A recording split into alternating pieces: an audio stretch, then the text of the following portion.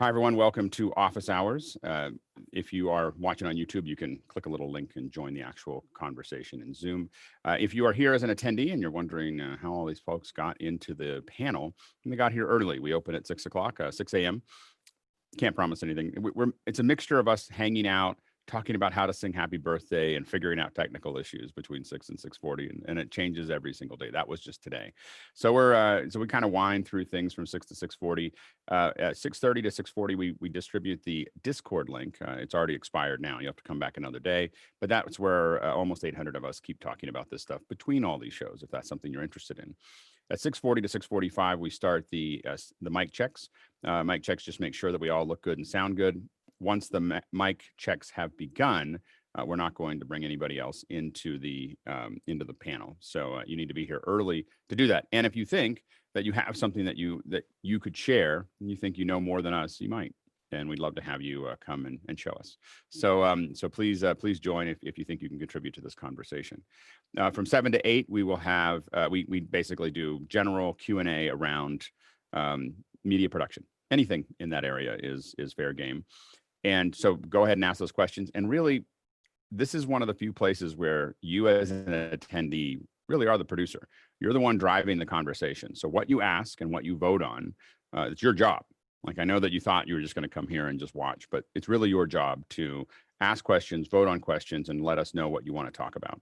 So make sure to do that. Our job as panelists is to talk about those things. I don't know if we're going to come up with an answer. We'll do the best we can. The answer is the goal, but the discussion is the promise.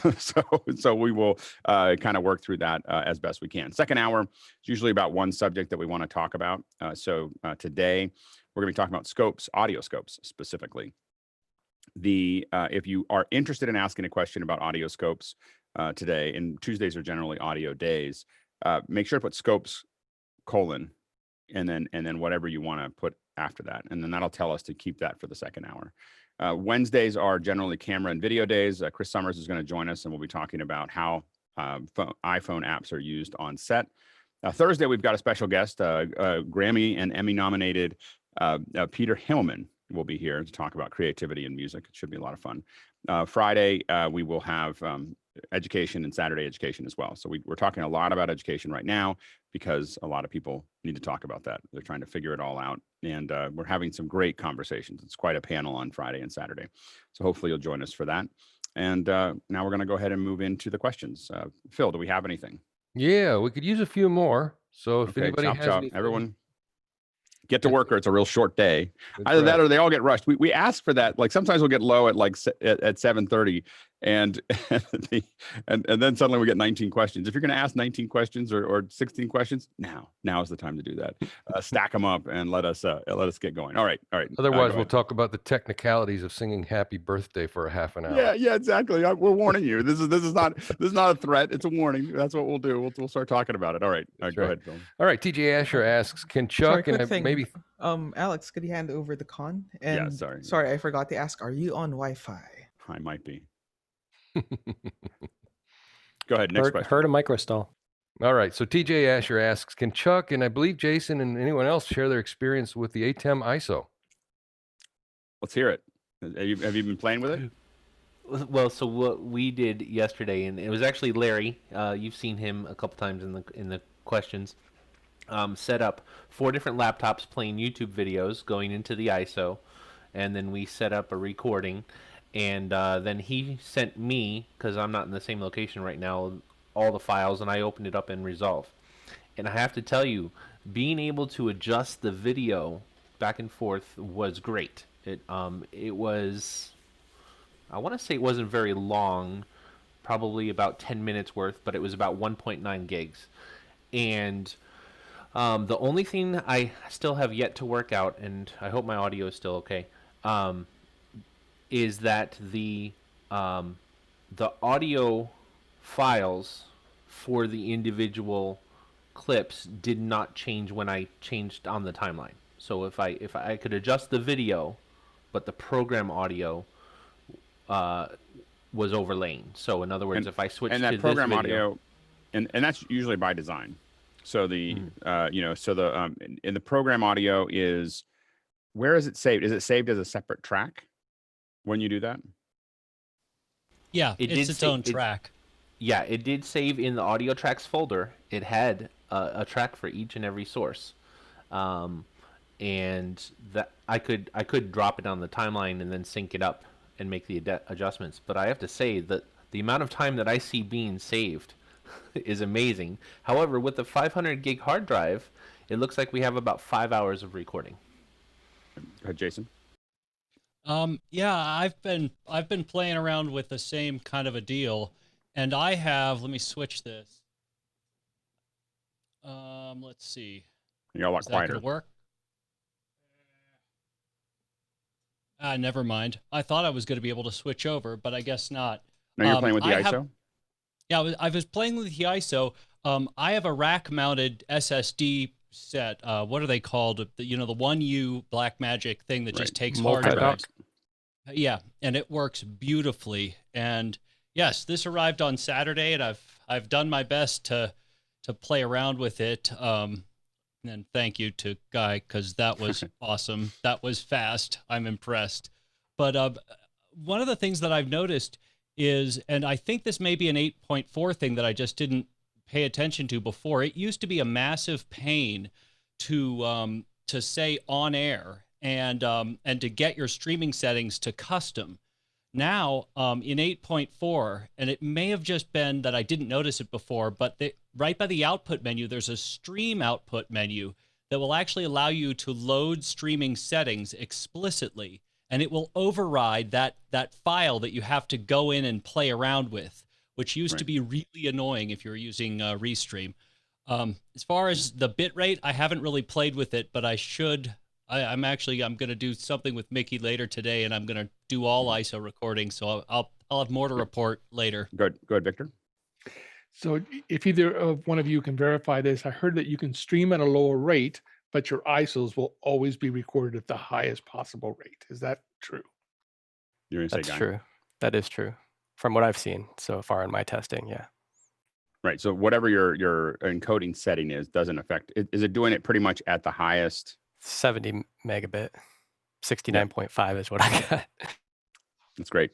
And that's Thank you. really, and I think that is very high quality. You're going to get very high quality for most things. I mean, you're not going to be able to do crazy color correction with it, but I think that at H.264 at that rate, you're going to be able to cut most things that you would use this switcher for. Go ahead, Guy. Yeah, one of the things that I was playing with is the Strata app. And if you notice those two green buttons kind of at the top, I don't know how clear they come across to you, but those are macros, which are just super cool. So buttons on an iPad for macros for, I don't remember how much this app was, but it's really not cool. cheap, but it's worth it. It is a great app. It's called Strata. Yeah, so I have one set to run to B. Let's see, run to A and run to B. Oh, of course, it's not going to work now. I'm not sure what I did. Anyways, it's cool and it's working. Yeah, and the macros are key. We're doing a bunch of shows where we have lots and lots of super sources. It's a 3 up and a 2 up and a 1 up, and there's things going over here. And the only way to really get that working is the macros. And so macros are really kind of key once you start building more. It's fine to cut very basic things, but once you start getting into more complex things, having those, understanding macros is pretty important. Go ahead, Paul. Yeah, Guy, it's very confusing. There's like 4 different versions of that Strata. Could you post the one that's the go-to version in the Discord or whatever? It's Pro. I have all 3 of them. There's Lite, and the top end one is the Pro one, and it's got even more buttons because it's meant for the 4ME, the 2ME, so it's got super source and things that you won't use if you just have a mini, but that's the one to pick up. And then the other app is Touch Director, and that one's cool because you can program those streaming keys super fast with that one. So I'd actually recommend having both, because if you're under the gun and you need to enter in a streaming key, man, it's so nice not to have to dig into XML and just be able to go boom, boom, boom, boom, and pump it out. Because sometimes, streaming keys change, or you drop a stream and you need to change it. It's really cool to have. Go ahead, Chuck. Okay, so 7 or 8 columns and a fraction of a Lindsay. There you go. Okay. Exactly. Chuck. Well, I just wanted to say I have the timeline up here just real quick, and you can see how I can easily just manipulate, just like they showed on the video, right? You know, you can easily just manipulate whatever cuts you have there, and I just see this as saving so much time for a client, and making my life a whole lot easier. I didn't notice any inconsistencies with the video when I dropped stuff in and everything. It seemed to be a very high bit rate. I don't want to play this because this is proprietary YouTube music videos right now, but you know, I just wanted to show it. That's great. This is what came up just opening the folder. I didn't And do it's anything keeping to the this it's timer. keeping the edits the way that it keeps all the edits in there, right? That's coming up as an edit, and then you're just tweaking. Yep. them. Yep, and then I can just tweak. The only problem that I was having was then having to put in the audio to match if it was a separate audio source. But if we're doing program audio, that's what we decided.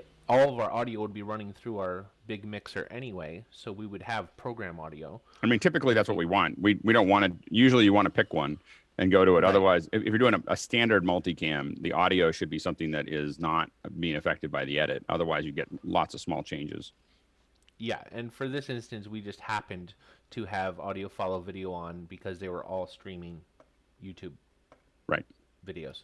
Go ahead, Mickey. And then Yeah, Courtney. question. Do we have any idea if the EDL or it outputs a project file, right? Do we know if this feature is also coming to the higher end switchers from Blackmagic? I doubt it.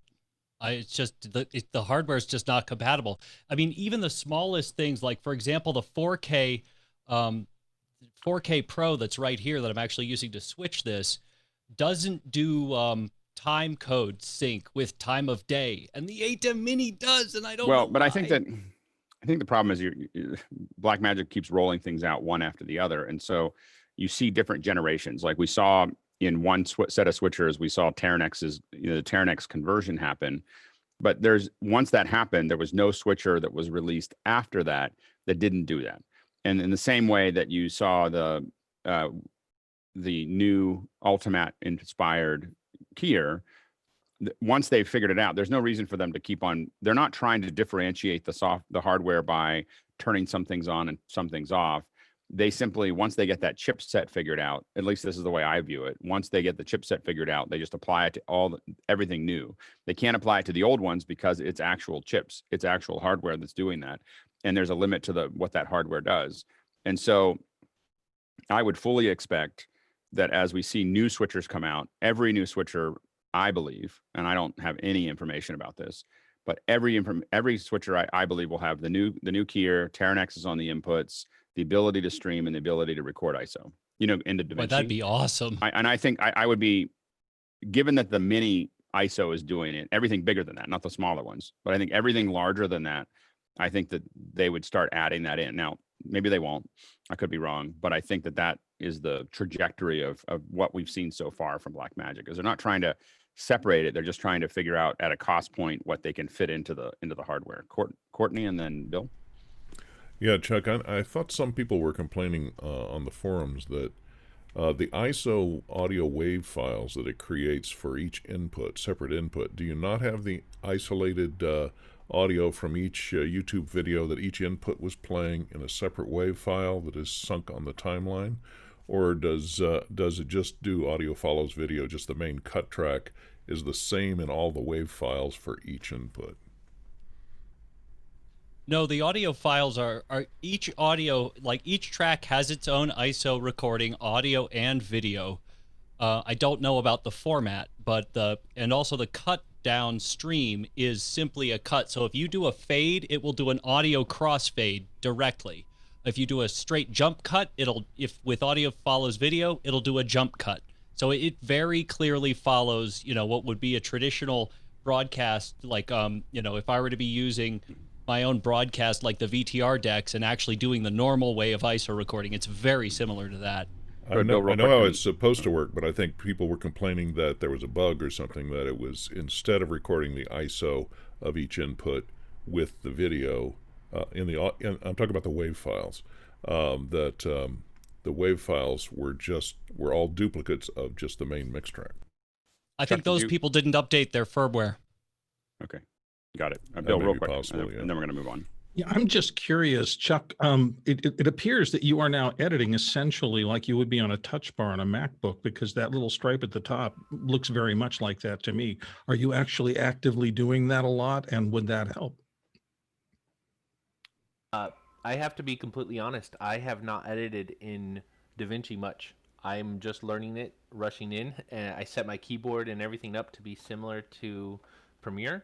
And yesterday was my first real timeline playing with it, so it seemed like it had, and I know that Resolve has a bunch of different layouts, so it seemed like I could do it here, but then I could also do it down here in depth. Yeah, it's just interesting to me that people were so like, what is this good for? But this looks like a virtualization of the same idea. I will say, you mean the little touch bar at the top of the Mac? Right.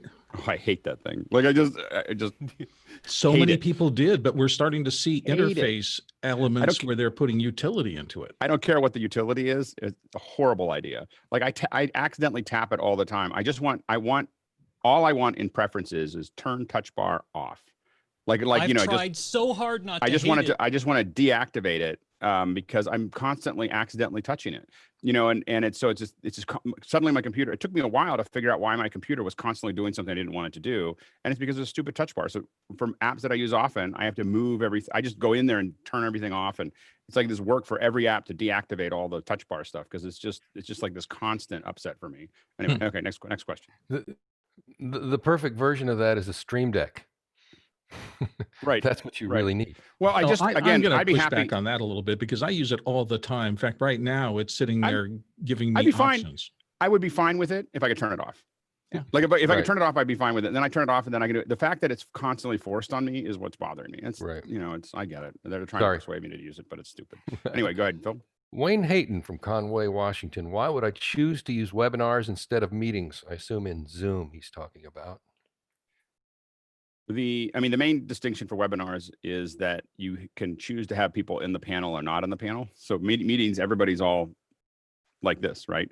Except that generally in meetings, not everybody looks like this or sounds like this. It's generally chaos. That's the challenge with meetings is that, and the thing is that, like, for instance, we have an open door policy here. If you want to come in and test and be part of this conversation, we ask you to.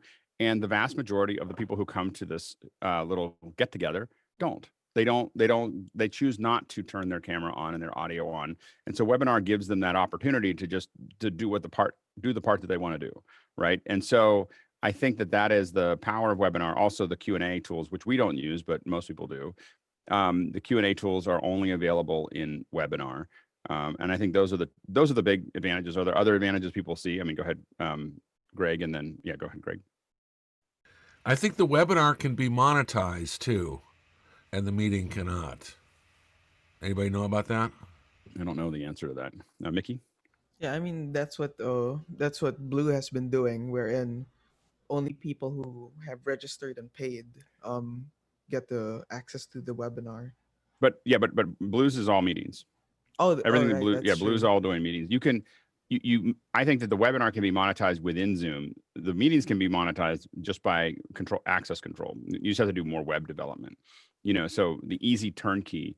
I also don't know if meetings will do the kind of registration that we do for this, for instance, but for instance, and meetings have their own advantages because you can break into breakout rooms.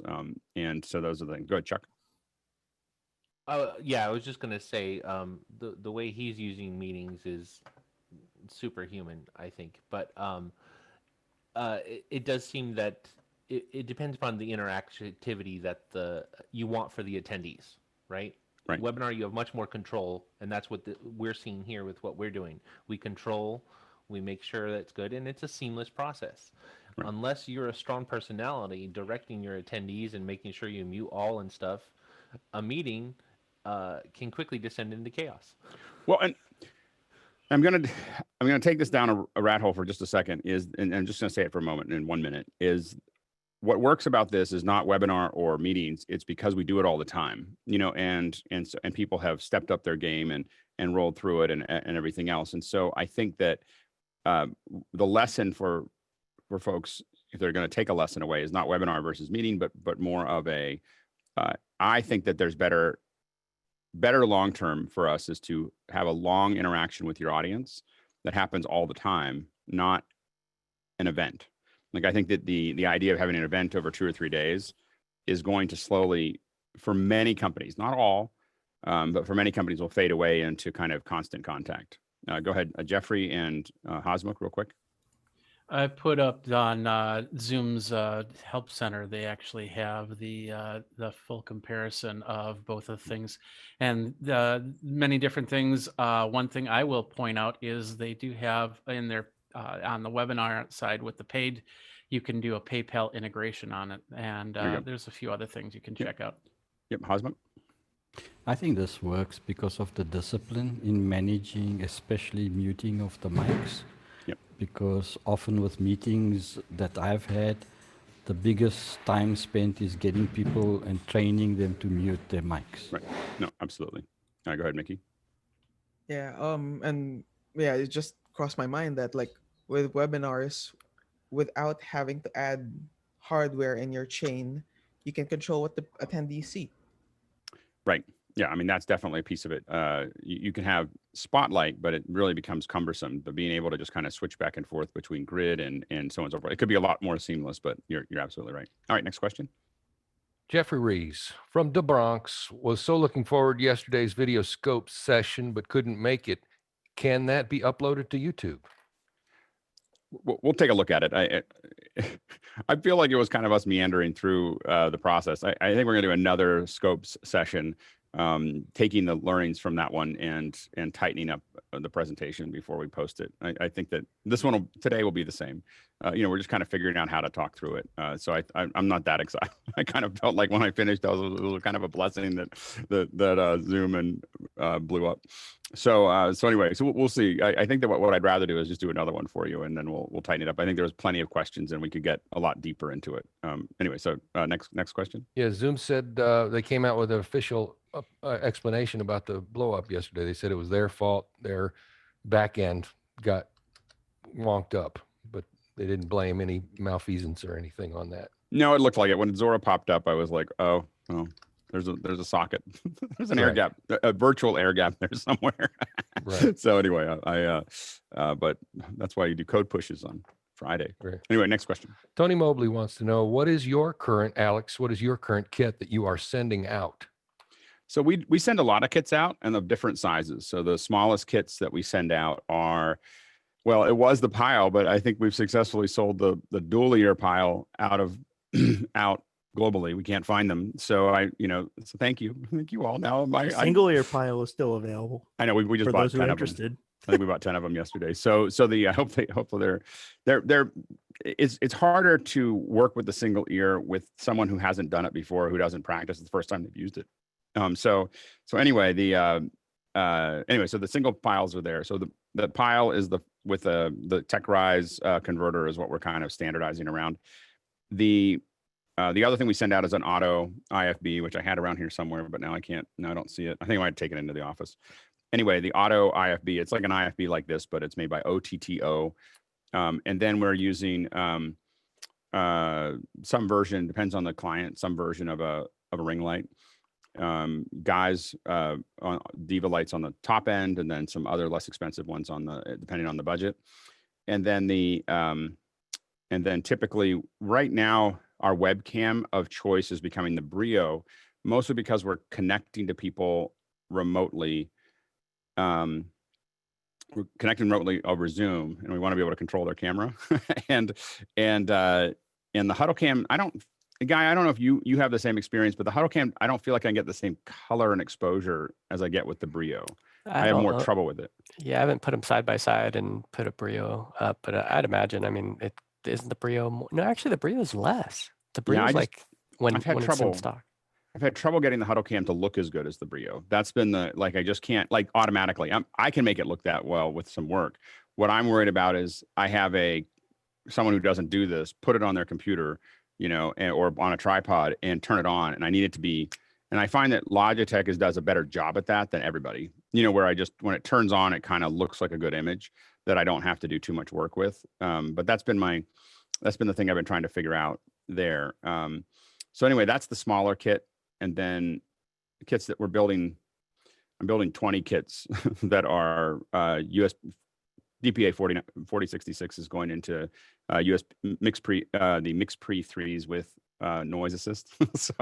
so that's the audio. Now on the other side of that, I'm still doing webcam and lights, and like everything else is basic, but I really am focused on the audio being great. Because people will notice that as long as the lighting is relatively good. And then there's larger kits that come with two of the. We're putting in NAND 200s, the NAND Lite 200s they're really big. And then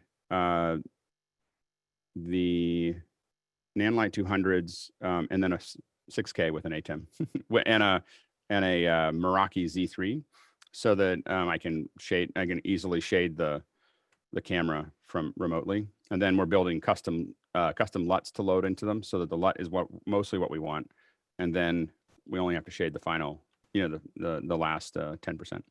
Anyway, I think that's very complicated. There is no one kit that we use. It just depends on budget and time and availability. I mean, I think that's some of the stuff. Go ahead, Hasmukh, and then Tony. Alex likes the Brio because he likes to do a Hasmukh move on it. It's a Hasmukh. Yeah, it's the Hasmukh move. Yeah, exactly. Yeah, let's just do a Hasmukh there. Yeah, exactly. Tony. So my question is, on the high end kid, what would you be charging the customers for that? And are they more than willing to accept it? For our customers, they are. It depends on, again, the kits range from about $350 to about 20 grand. It just depends on what they're doing there. It just depends on the quality. Again, if you're talking about a company that is replacing, some other big event with what we're doing, the budget is there. Like for a lot of companies, and we've talked to lots of companies they had a booth budget. And you got to remember that when you go to NAB or IBC or something like that, they spent $2.5 million on that booth. To get everybody there, and the hotels and the food and the travel and the booth and the teamsters that it took to bring in, and the locals that had to build it, and the booth support staff, and like all of those things are all add up to a lot of money if it's a large company. And so there's budget that was allocated that they can't use. And so, the question is, how do you make it a great experience, otherwise? And so it just depends on what that looks like. Anyway, Zach and Phil. Yeah, just a question about the TechRise adapter. Is the one you recommend, or the one you use, Alex, the one with the volume control? It has a volume control, but that's just for the headset. It doesn't do any volume. Right. The bottom line is I bought it and it worked, and we bought a couple others and they didn't. Either one. So we just what? Either one. The one that I have is the one with the volume on it. I don't think it matters, but I bought the one with the volume and it worked, and I bought a couple others and they didn't work as well. And so then I just standardized. I haven't bought every single one of them and tested them. Go ahead, Phil. Are you off the C920 now, or where's that fit in your preferences? It is. It's the main thing is that if we're going to do a Zoom connection, we're trying to get Brios for those, because we can. Oh, because the HDMI. It's Hasmukh got me. Between Hasmukh and Guy, I got totally addicted to the idea that it's I want either a huddle cam or a Brio in there, so that I can make fine adjustments rather than try. It's so hard with a consumer on the other side. It's really hard to sit there and go, can you move it up and down? Can you do this? And it's hard for them too, because it goes down, they push it down, and then they let go and it bounces back up again. And then we've had some where we asked one person to change their camera. It wasn't a webcam. They had a really gorgeous camera. But they had, you can't see what's on the other side. And so they had some crazy rig that they had on the other side, and we asked them to move it a little bit, and the whole thing just went, oh, like right before they went live, and we were just like, oh no, so the more we can digitally just kind of quietly move things around, the better. So that's what we try to avoid. There's the Hasmukh. All right, got it. Next question. Robert Baker, when can we have a crimping pro come in to cover the SDI cable creation and the best tools to use? Someone from Belden or Platinum Tools? We should. I can give you an intro soon. I got to build a whole bunch of cables this weekend, so maybe we'll do it this weekend. Maybe Sunday we'll do a quick one. I'll show you. Maybe Monday we'll talk about it. Maybe we'll talk about that stuff. I've got pretty good tools for it, and I've got a very unique way of doing it. So I don't know if it's better than anybody else's. I'm not that fast. I do about, I think right now I'm at about, I think 415, 420 a cable in minutes. But the big thing is that I use these. This is the key to the operation, which is a nylon tweezer. The hardest part is getting the once you strip it. I use a mechanical strip, motorized stripper by Coastal Tools, and so you stick it in, hit a button, and it just strips the whole thing. Pull it off, and then the tricky part is getting the shield braid. off. Yeah, the shield without damaging the braid. And this little nylon tweezer that I took one piece off so that I didn't have two of them, and you get right under it, just go whoop and pull it off. And that was like the thing that drove us absolutely bonkers, was that nylon braid. And once we figured out or not hurting the braid, and once we figured that out, we were off to the races. Go ahead, Stuart. When you get your 1694 or 1505 down to 45 seconds and end, come and talk to me. Yeah, I'm not that good. But for Belden, for a bit of a tip for everyone, there is a Belden handbook. I don't know if it's still available on their website, whatever. So it's literally a pocket-sized handbook, and the amount of information in there about all types of cables is fantastic. But one pro tip straight off the bat: never use cable ties on a coaxial cable. You get reflections back down the cable. There you go. Very good. All right, next question. Tony Mobley again asks, I'm using the 1C camera with the webcam adjust. Is there another camera app others are using with the camera? On the Mac, I haven't found a lot of them have a ton of control. So I've been using webcam settings and manual camera, and the control has been mediocre. Now, the number one problem that I have with the 1C is that the lowest setting on brightness isn't black. So it goes down to like 30% of, so you can move it down a little bit. And so I end up with a lot of overexposed. It's easy to have an overexposed image on the 1C where there's no way to get any darker. And I think other people have seen that too. I think some of the folks here that have played with the 1C found that it just doesn't go all the way down. And that the same software running on a 920 will just go right to black. And then the 920 also has more gradations than the 1C. The 1C seems to have like 6, or 5 or something like that. And there's not a lot of gradation between it.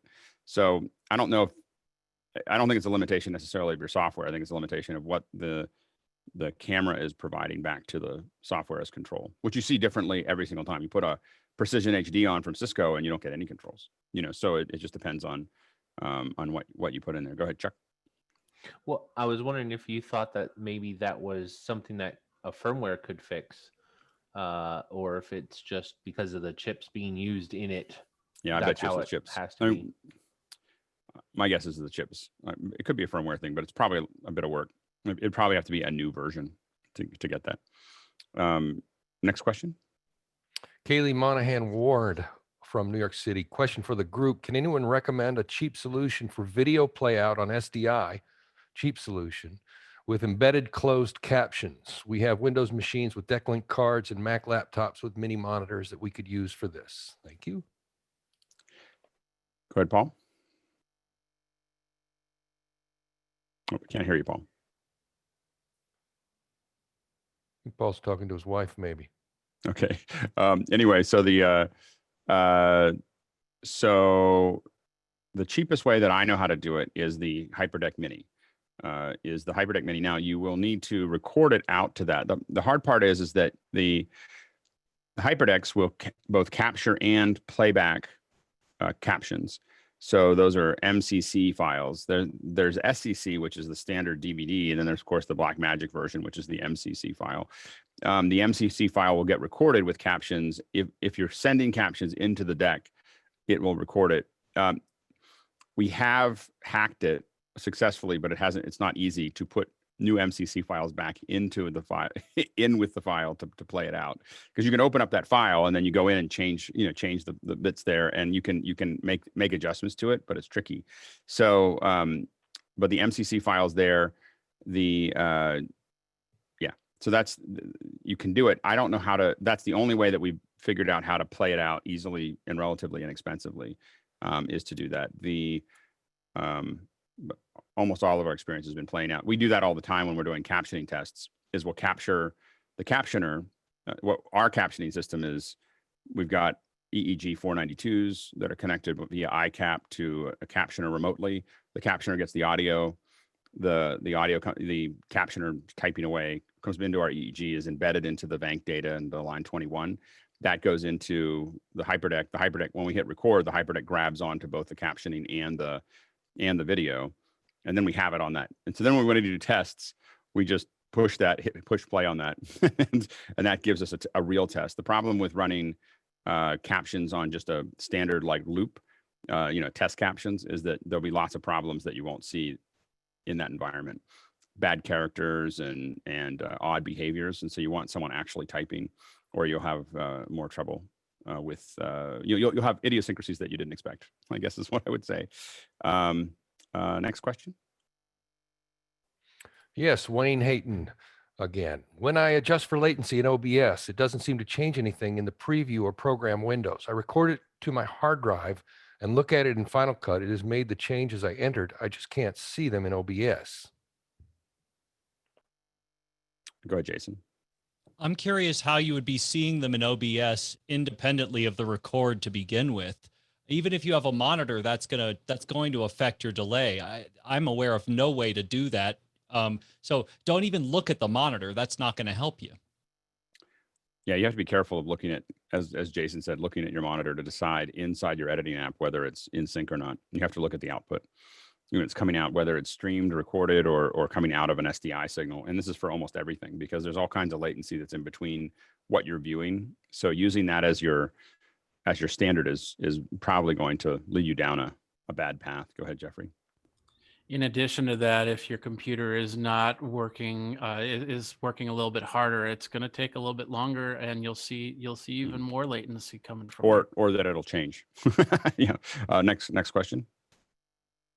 Yeah, Chuck Wojak from Concord, California. Any recommendation for good uses for an old 2010 MacBook Pro Core 2 Duo? Hate to let it go to waste. Go ahead, Stuart. Boat anchor? Go ahead, Jason. But seriously, for something that old, if it's got enough SATA ports, use it as a home server. Or video playback. You're gonna make it like a jukebox, Jason. Yeah, it'd make a fantastic Plex box. Just don't ask it to transcode to real time. Yep. Jeffrey. I use mine actually as a MIDI converter for my pianos and my drums. That's my 2011 MacBook. You can also, and some people are going to cringe. Ready for the cringe? You can put Windows on it, and you can put Ubuntu. You can also put Ubuntu on it as well, and give it a whole new life, because it's not going to care what year model your computer is. It's just going to do what it needs to do. Go ahead, Bill, real quick. Stick your finger in your eye too, but that doesn't. Go ahead, Bill, real quick. Congrats, you have a free teleprompter. There you go. Yeah, free teleprompter. That's a good one. That's a good one. Stuart. On the same vein, if anyone has a late 2012 Mac Mini server edition with an i7, I know an entire forum of Scion camera owners who would be very interested in buying them. I have to look. That's I how might we actually record have. raw. I think I actually do have a few. Some of those. I might have a Yeah. couple of those. I have to look. Chuck. I was just going to say, I can't do Keynote. I can't even get PowerPoint to work on it. And Google Slides didn't seem to come up very well. But it does do still images, text, and audio very well. You can type your next masterpiece, just in it. It can be a little typewriter. Yeah, I can exactly. just type right. Yep. Next question. Dick Lieber from Chicago. What kind of people are setting up the Alex kits? Do they typically have a technician? Most of the time, no. So most of the time we have to send them to them and they have to set them up. So lots of videos, PDFs, like how to set them up. Laser inscribed plates, Alex. That's the standard now. I know. Phone calls, and then there's a lot of like over the camera, over the web. Like, okay, now move that this way, and so we are looking at some of the kits getting, for instance, like changing the lights to something that's DMX controlled, so that we can play with all the lighting and everything else. The more we can get into a point where we can control everything, the better. That's why we have been asking for a long time from many manufacturers to build a web controlled or internet controlled audio interface, because that's one of the biggest problems we have is people who don't know what they're doing, not turning the knobs to where they need to go. So anyway, next question. Victor asks, what are the recommendations for stop motion video using a Mac? Go ahead, Stuart. Been there, done that. Connect the camera up to Adobe Lightroom and then trigger the camera from Lightroom for every frame you want to take. Right. I'm assuming DSLR. Other input there? Let's see here. Hold on. There's an iOS app that does a really good job, but its name escapes me. In general, I think the DSLR is the right way to do it. The one that I've used the most is actually from Boinks. It's the iStop motion is the one that's kind of built for it, and it does a great job, you know, at setting it up. And I think they make an iOS version as well, but I know that they make it on the Mac, Yes, and that's what yes, they that's what do. I've used. There is an iOS version. Yeah, so that's the one I've used. Next question. Again, Victor brings up a question that was from yesterday. Alex, do you use a standard like ITUR BS1770-3 when you are producing live streams or videos for clients? That's for next hour. Oh, it's for the next hour? Yeah, that that's an for the audio? scope. You're Okay. doing audio Scopes. scopes, right? Here, well, yeah, yeah, that's yeah. like how I I put scopes apologize. on there. Yep. Go ahead. Should I pass? And Yeah, go Okay. ahead and let's Yeah, you we'll can do that. cancel So, that. Whoops, I hit it for you. we Go both ahead. did it too. Go ahead and cancel. Paul is asking, can you compare the RNC with the DNC conventions in terms of production value with no politics?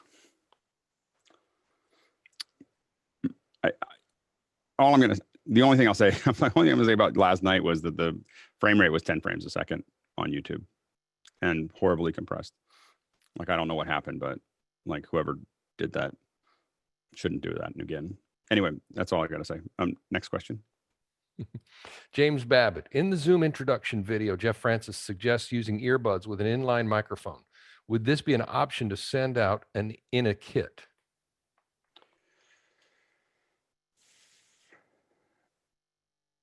I keep them separate just because I can't find a good one that does both. Go ahead, Jeff. Yeah, I was looking at that introduction video as for people to do that at basically zero cost. So using things that they had around just to get them off of their laptop mic and get them onto headphones. And we definitely, when we started, we definitely had them using AirPods, or not AirPods, but some kind of, pods that would pull the mic up to them. And it definitely makes it better than just a big roomy sound. Go ahead, Jeff. There's a Panasonic, it's about $15 on Amazon, that has decent sounding earbuds and a decent sounding microphone. I'll put in a link for that. It's, doesn't look as good as getting the headset mic. Right. And doesn't get the mic as close to the mouth as a headset mic, but it is cheap. It's also simple. So you don't need anything else except that for most phone and laptop TRRS connections. Right. Absolutely. Go ahead, Jeffrey. In doing a lot of these in the last few weeks, I have found that a lot of people, they would end up getting these headphones that are some really cheap knockoffs, and they'd be really bad. Yesterday, I had one where he had like the old dual ear, small ear with a mic boom, and every time he did a plosive, it would just like completely knock out the audio. So I would end up switching. They were all in their offices or areas without extra sound, so I'd always do the comparison between the laptop versus the headphones, and a lot of times I would switch to the laptop, but of course I got to remember that these were all pre-records, which means that they're not going to be shown for another few weeks, so I have time to fix the audio. Right. Next question. Yep. Peter Moore, is Alex on Macbreak Weekly anytime soon? No, it has nothing. There's no great mystery. I'm so busy. I had to. The problem really is that this show is designed around the fact that I go to work at 9. Macbreak is in the middle of the day, and my meeting schedule is so intense. I literally come out of the show and immediately go into calls, and usually I'm in calls or planning meetings until 7, maybe 8. Plus, we're more Yeah, fun, I got right, it. Alex? I got it then, Alex. Yeah. So, but that's if Macbreak was on a weekend or some other time, I'd probably be on it every week. It's just the middle of the day. It used to work, and I disappeared for a long periods of time before too, when I was really busy. And then there was a time when I wasn't very busy. So I was on all the time. And so now I'm busy again. So hopefully, Maybe we could hopefully we'll get all sorted out. stand in for Alex one day as There a you go. group. Exactly. We'll just come in as a big window and we'll just all answer it. I'm sure Leo would love that. Oh He'd think yeah, that- he'd love that. He would think Mhm. it was great. All right. That would be funny. You come in as a gallery view. I know exactly. We could just join as a gallery. All right. Next question. Martin Reutman from Buenos Aires. Is there any way to show a black screen without turning off the camera or having an ATEM Mini? Go ahead, Jason. I mean, don't you have a black channel? Or no, without any ATEM anything, without a switcher at all? Just straight. Yeah. Phil just nailed it. Yeah, Use a lens sheet cap. of cardboard. Or a lens cap. That's right. Yeah, I don't know how you insert it otherwise. Go ahead, Greg, and then Jeffrey. Well, if you do it in OBS, you can just turn off the input to the camera and it goes black. Right. Yeah. If you have something else there, you can definitely do that. If you're doing OBS, you could cut to a black screen. That's same with Wirecast or any other app. You can fade to black or go to black at any point in time. So if you have software in between, absolutely. If you're going straight into wherever you're going, then you have to use something more physical. Go ahead, Jeffrey.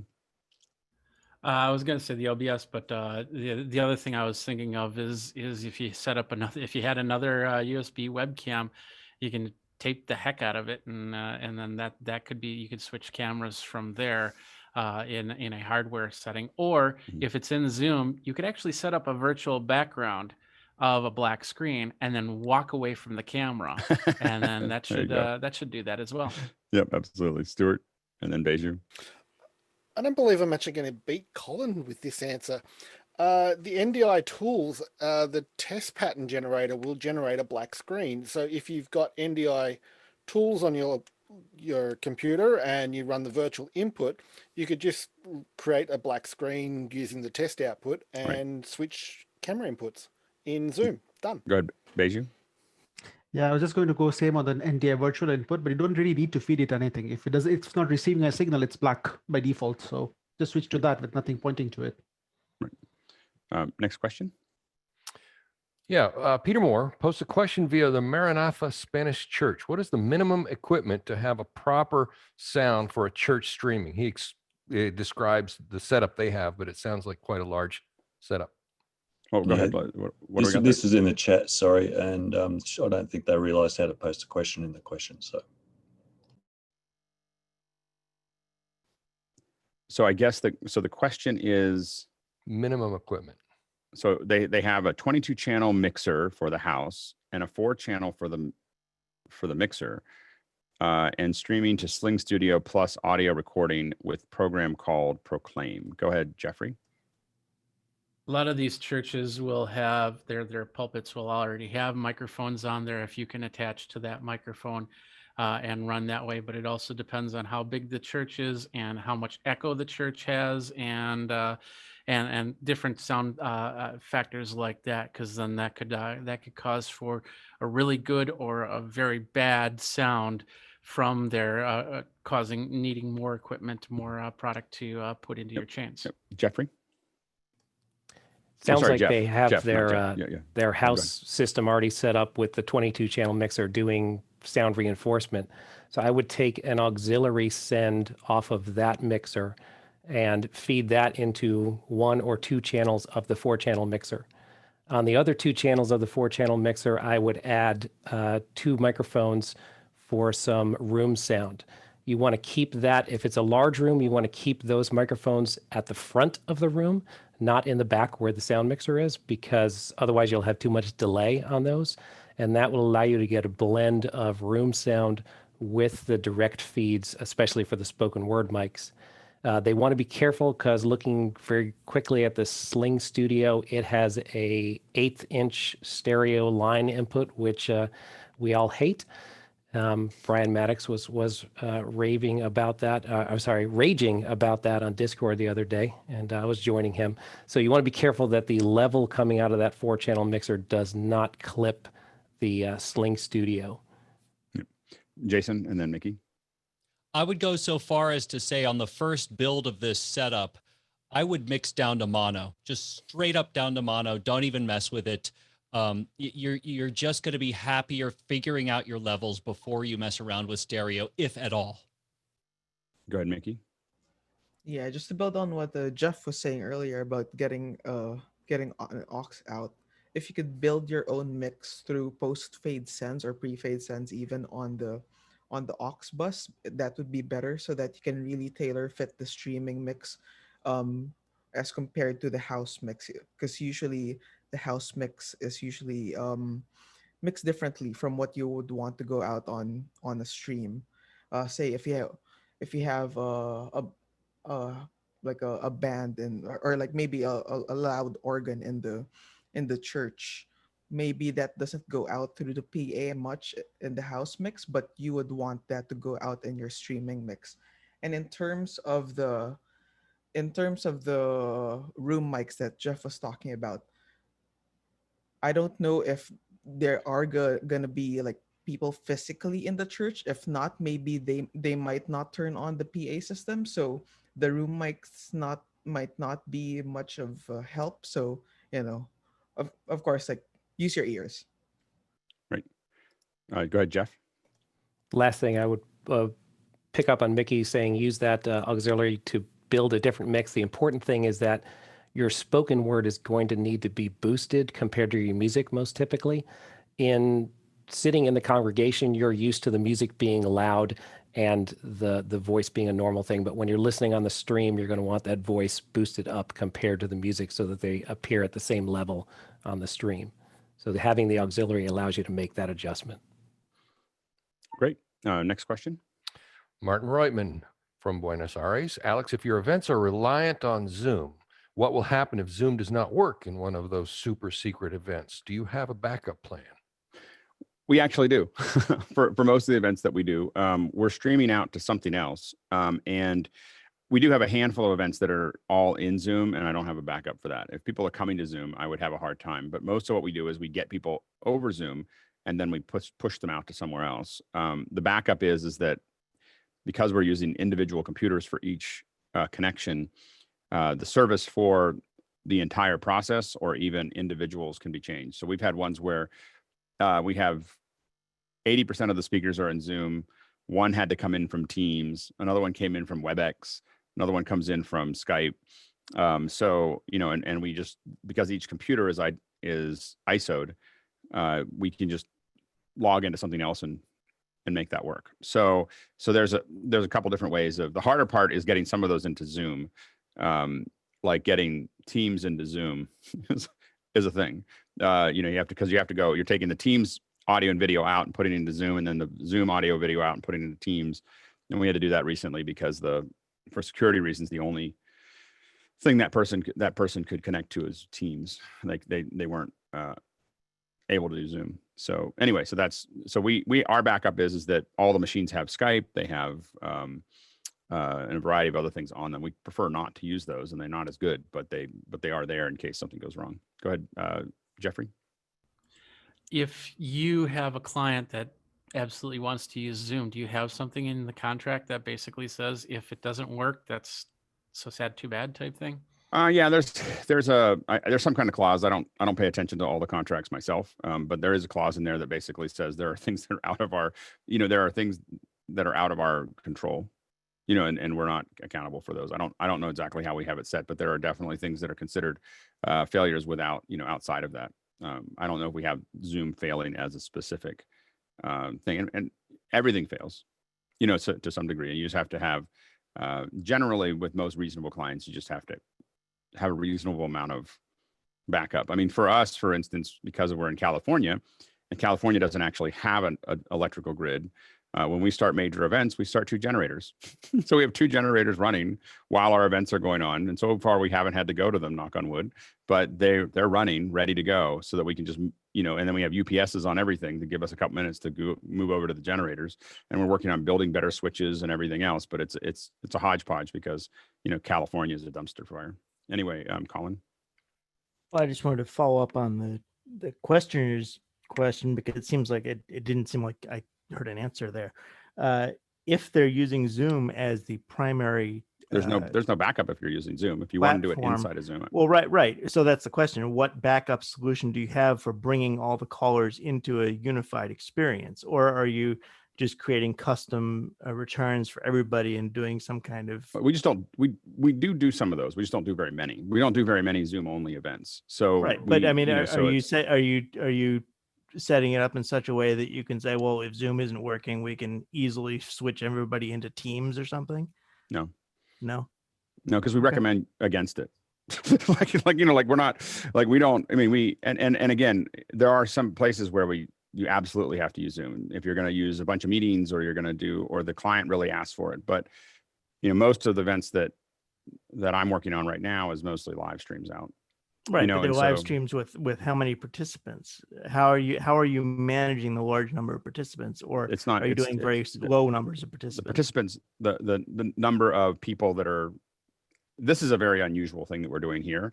Right. Typically we're doing, you know, it's maximum of 6, maybe 8, because they're round tables or their presentations. So you people just are switch them moving in a around. switcher and say, here's your inputs, and It looks way better. what goes out. Yeah, Okay. it's I mean, you know, it's a 1080. I have a 1080 connection on Zoom for each person, so that it looks really nice. I'm able to add graphics, play out stuff into it, do all the, you know, like it's a much different show. Quite a bit more flexible as well. Yeah.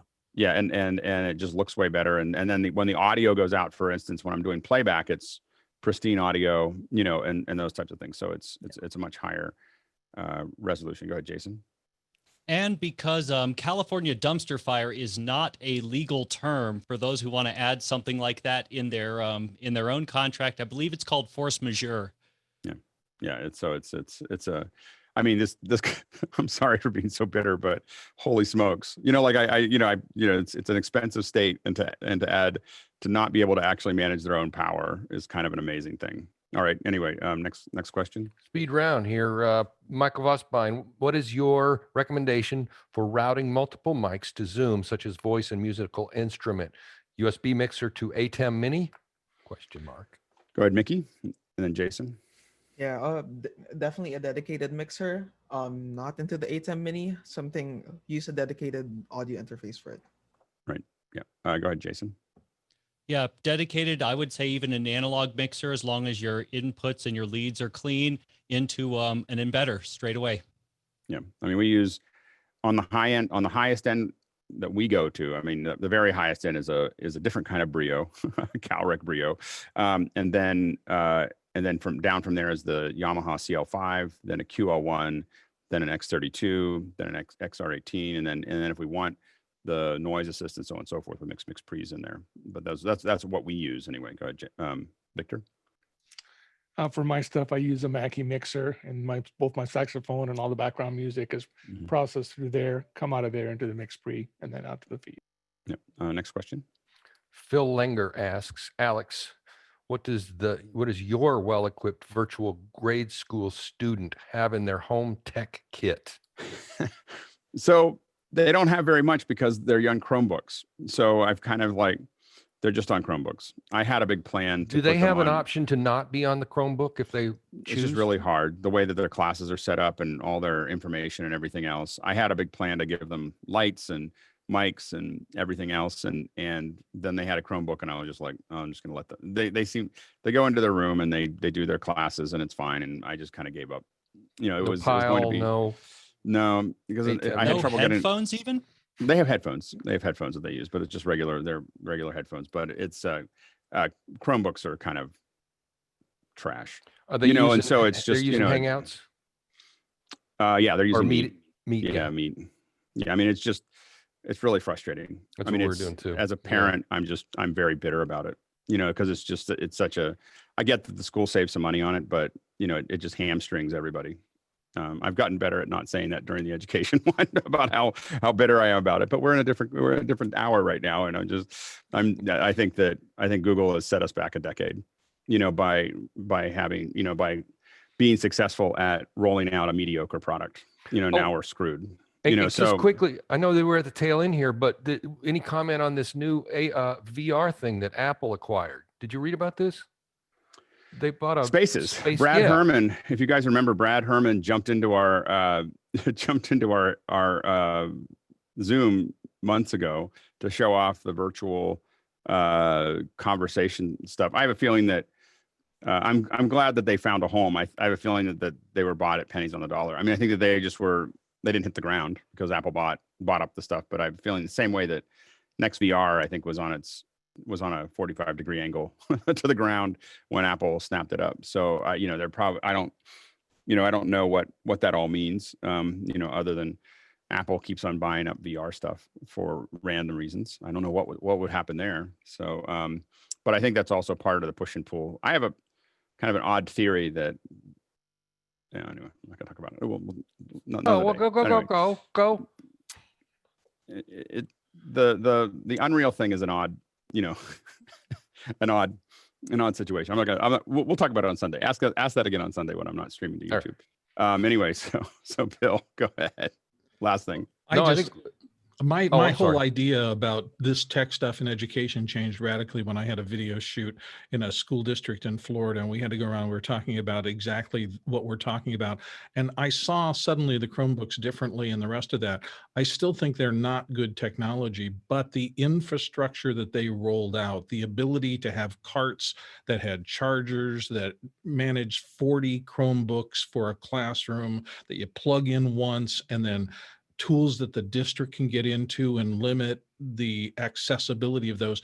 It wasn't the device, it was the infrastructure. That's how they managed to leverage themselves into these situations, because scale was important. I just think that's a lesson that everybody needs to understand. No, they absolutely Apple fell down on that area. Apple's not good at that kind of scale, like where you're dealing with that. They're good at everybody having their own individual thing that they want, but they're not good at that kind of interaction. And so, I think that we're all paying the price for that. That's all. I mean, it's just hard as someone who wants to do, you want people to be able to actually express themselves, and the Google tools aren't there, because they're so obsessed with the web, and the web is such a dumpster. So depending on actually having any kind of performance or any kind of quality using web tools that's a pipe dream.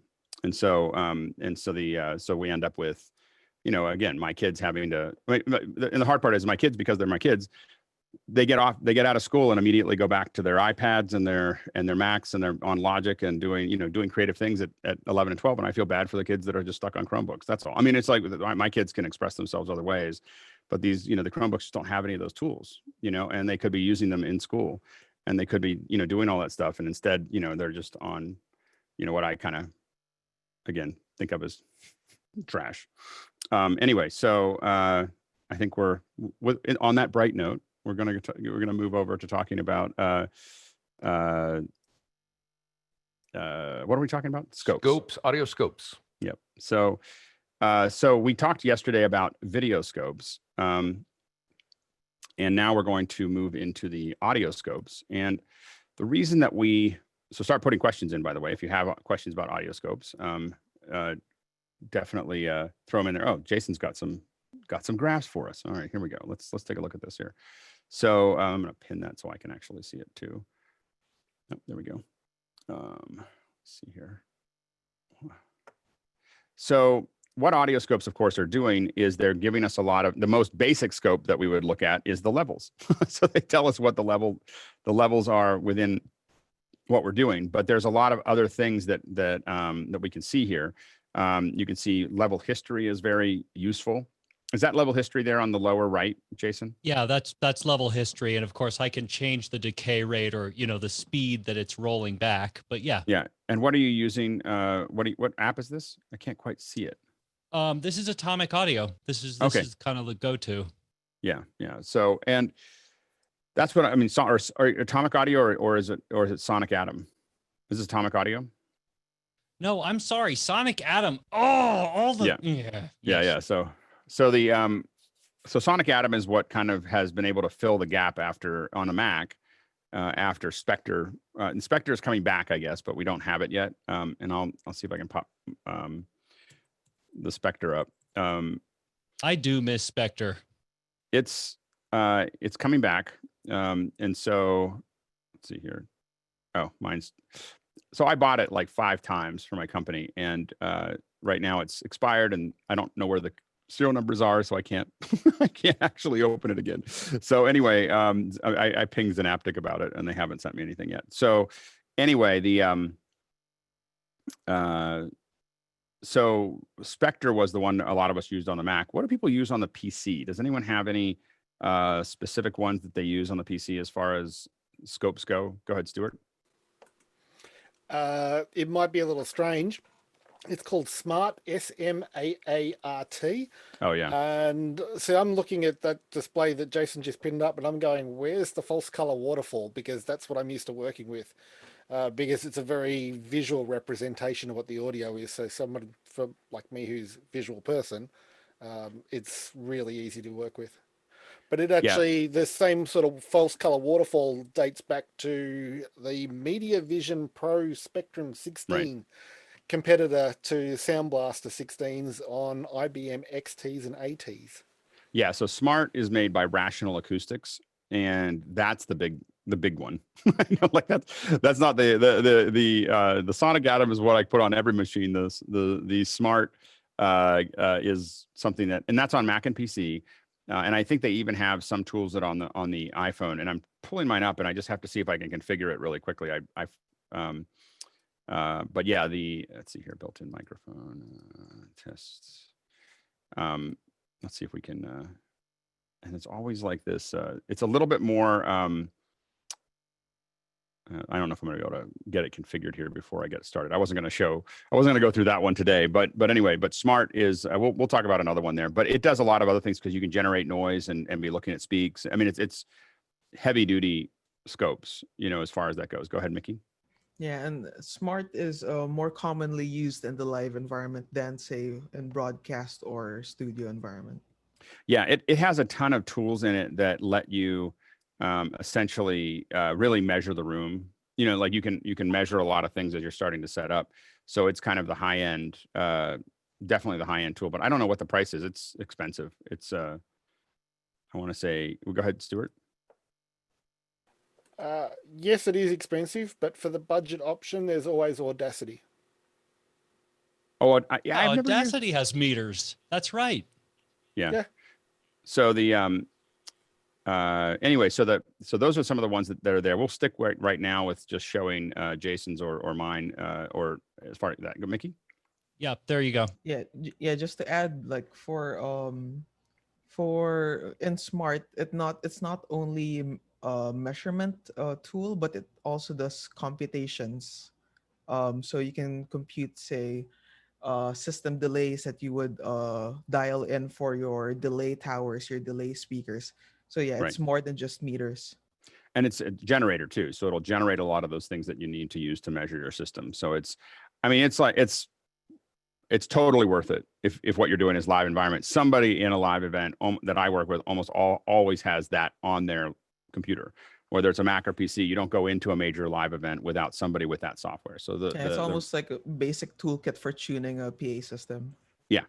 So it's absolutely, and there's some folks that I can probably bring in to talk about it specifically because I don't have to tune the PA systems that well. I'm not as versed in it, so I'm probably not the right person to talk through it other than I have it and I play with it. And so but I think that if you're into that and you want to see it, that's really the high end here. Now, Sonic Atom is, again, give you a little history.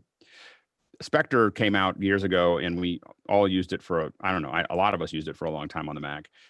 It was probably still the most flexible and comprehensive set of scopes that were on the Mac. And I'll see if I can pull up some images while we talk, but of us using it.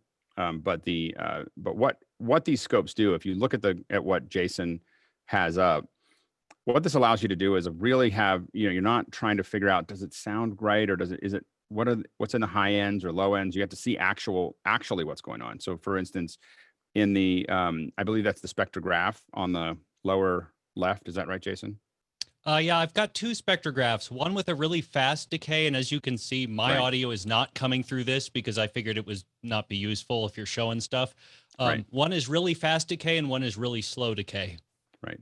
And so that starts to, and the fast decay, of course, is telling you what's happening right now. The slow decay is kind of telling you what's happening in a general sense. And so you can kind of see what your overall view is. And so what that is it's the volume across the spectrum. So rather than just a basic volume meter, you're actually seeing what's going on at every level.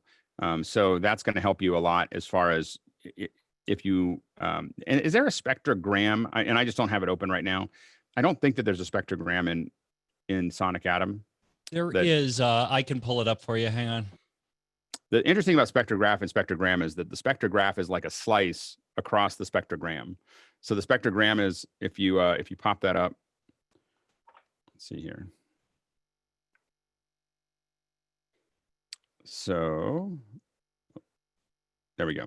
So now I'm talking here, and what you're going to see is colors, and those colors are actually representing, again, the level. So if you look at it, just think of the spectrograph that you're seeing down below it. Imagine rotating that in and turning it on its end, and then giving it colors to drop into there, and that's what you're seeing. This is the spectrograph is kind of looking down the barrel of the spectrogram. So you get a different view. Now, the reason the spectrogram is useful, and some of you who are using, I believe Audition is kind of the coolest version of this. Adobe's Audition, you can actually go into the spectrogram and correct things. Like you can select things and paint them out or clone them out, which is kind of an amazing cross of that process. But a lot of times the spectrogram for me, if you see a little line, like for instance, you might see a little line running across at a certain level, that's a line hum. You can see things graphically when you're used to it. So when you hear something wrong, and what we've gotten good at is when I hear something wrong, I look over before I fix it. I look at my scopes and I go, what am I, I look at the scopes there and I say, what do I see that's connected to what I hear? The next time I can look at it and just see that rather than having to, I can look across it. Go ahead, Mickey.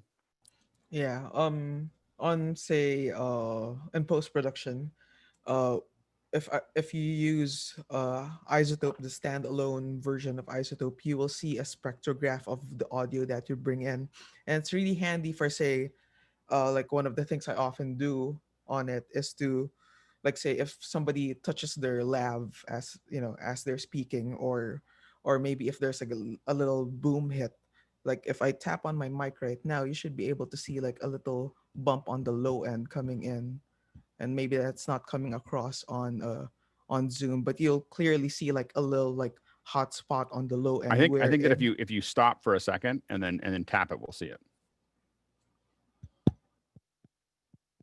Yeah, there it is on the that low green end. part on the low end, and Yep. like I could easily see that and paint that out in Isotope. Right. Yeah. So those are, so knowing where those pieces are now, what does Sonic Atom call the meter in the upper left? Is it? Oh, you mean the correlation, like the stereo spread?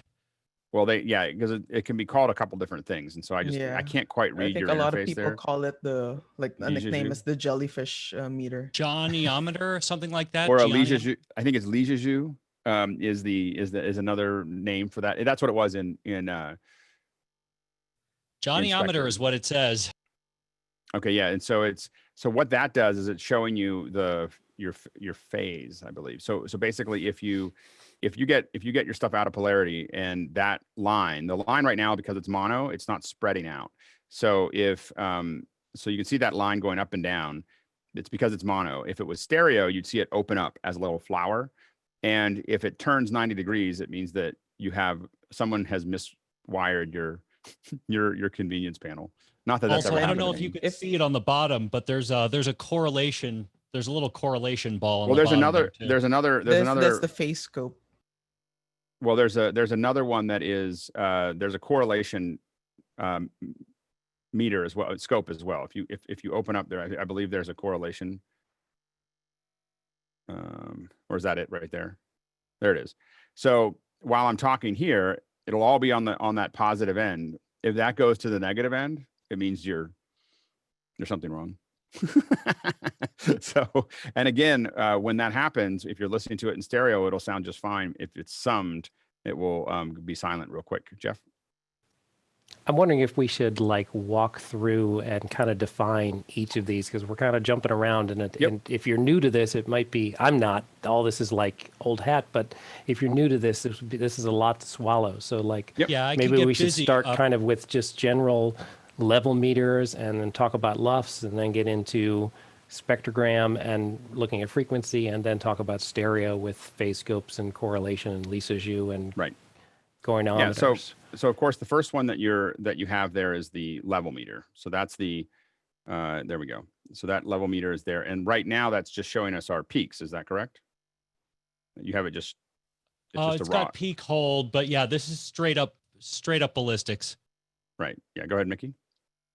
Yeah, right now, yeah, our ballistics is set to VU, which is a little bit of a little slower on the reaction. It's not like, say, if you change it to, say, full scale, it would be, no, sorry, on the ballistics, not the scale. So yeah, you have different attacks on the meters there. And then on the scale, VU is based on an analog system wherein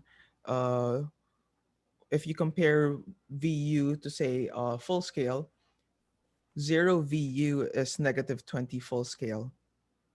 So there are different like metering systems wherein a certain level at 1 meter correlates to a different level on another meter.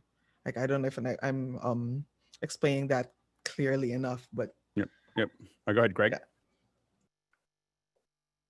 Yeah, they're called reference levels, and the thing about the VU meter is that it's an average meter. It reads the average level.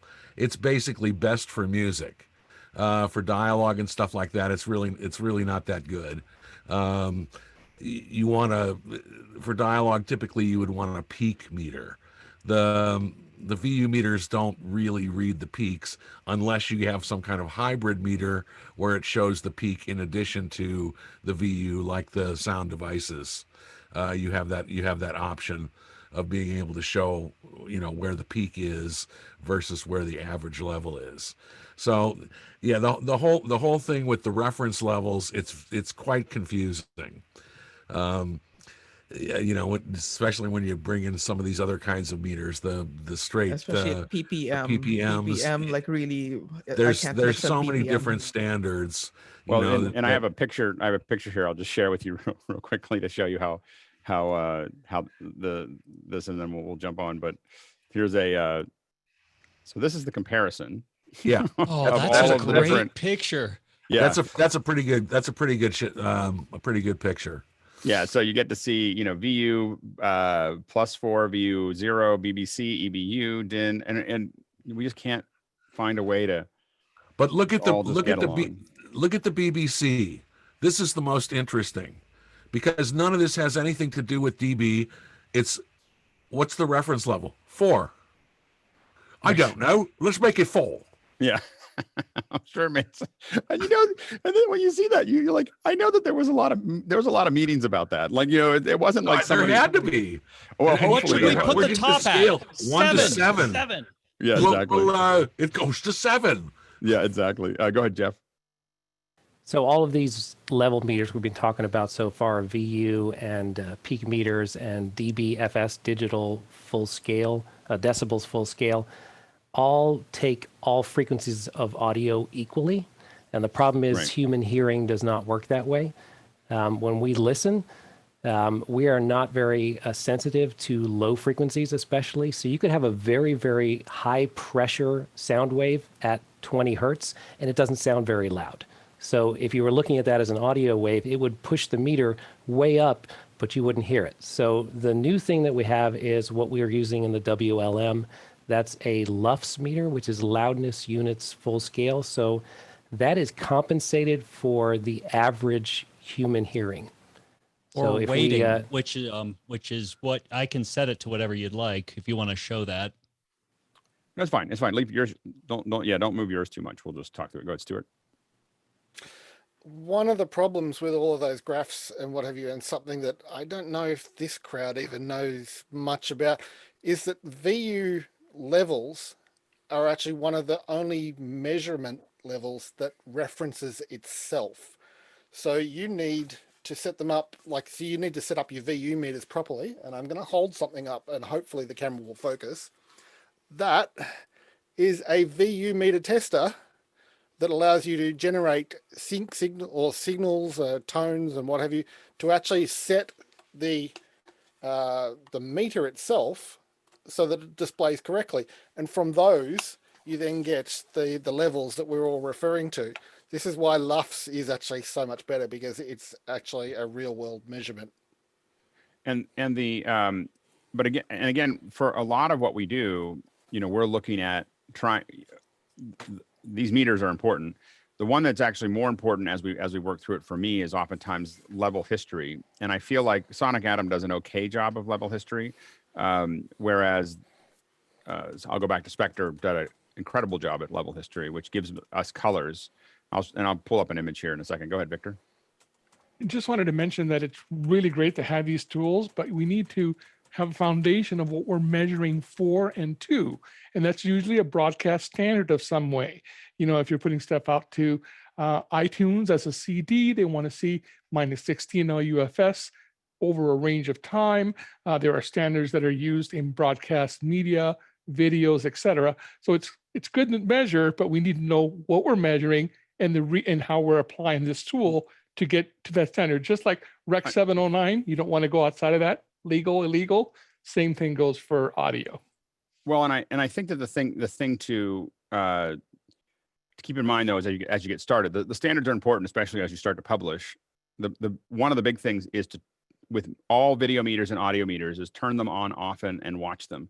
Your brain will connect what it's looking at to what it to what it looks like in the graph to what it looks like in the real world. So I don't want to scare people off of figuring out how to figure out how to get into all the standards. That's the reason why I'm kind of not dealing with that right now, is mostly that I don't want you to worry about that as much as what will open your mind is when you start to look at this.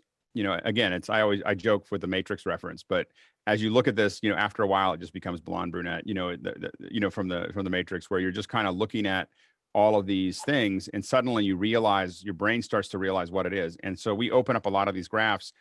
I will admit that when we started using meters to look at this stuff, it was mostly eye candy. We're a streaming company that doesn't do anything other than stream. A lot of times we weren't doing any video production. We're just streaming, and the client had to know that we were doing something. I need 8 monitors full of things. Otherwise they won't understand what I'm doing. And so I won't understand my use. But it very quickly, within weeks, it went from being eye candy to I don't understand what's going on if I don't have them. It was, you immediately suddenly. So the reason I say that is we turned them on mostly to make them look pretty. But then after a while, it was like we could look across the room and figure stuff out. Go ahead, Jeff. To lead from LUFS into audio history, LUFS has 3 different time constraints. There's a momentary LUFS, there's a short-term LUFS, and an integrated LUFS. So we use, for doing level checks, we use a short-term LUFS. Momentary is basically useless. Integrated does over the entire length of the program. So that's what Victor is talking about, that when you submit a song to iTunes or to YouTube, it's going to look at that 4-minute song. It's going to figure out the entire level, one number for that entire song, integrated over the entire time. And it will, if you use systems that have loudness compensation, it will actually move your audio to match the standard of the system. So YouTube will turn loud things down. If you have a loud piece of 4-minute music video, it will turn that down to match the YouTube standard.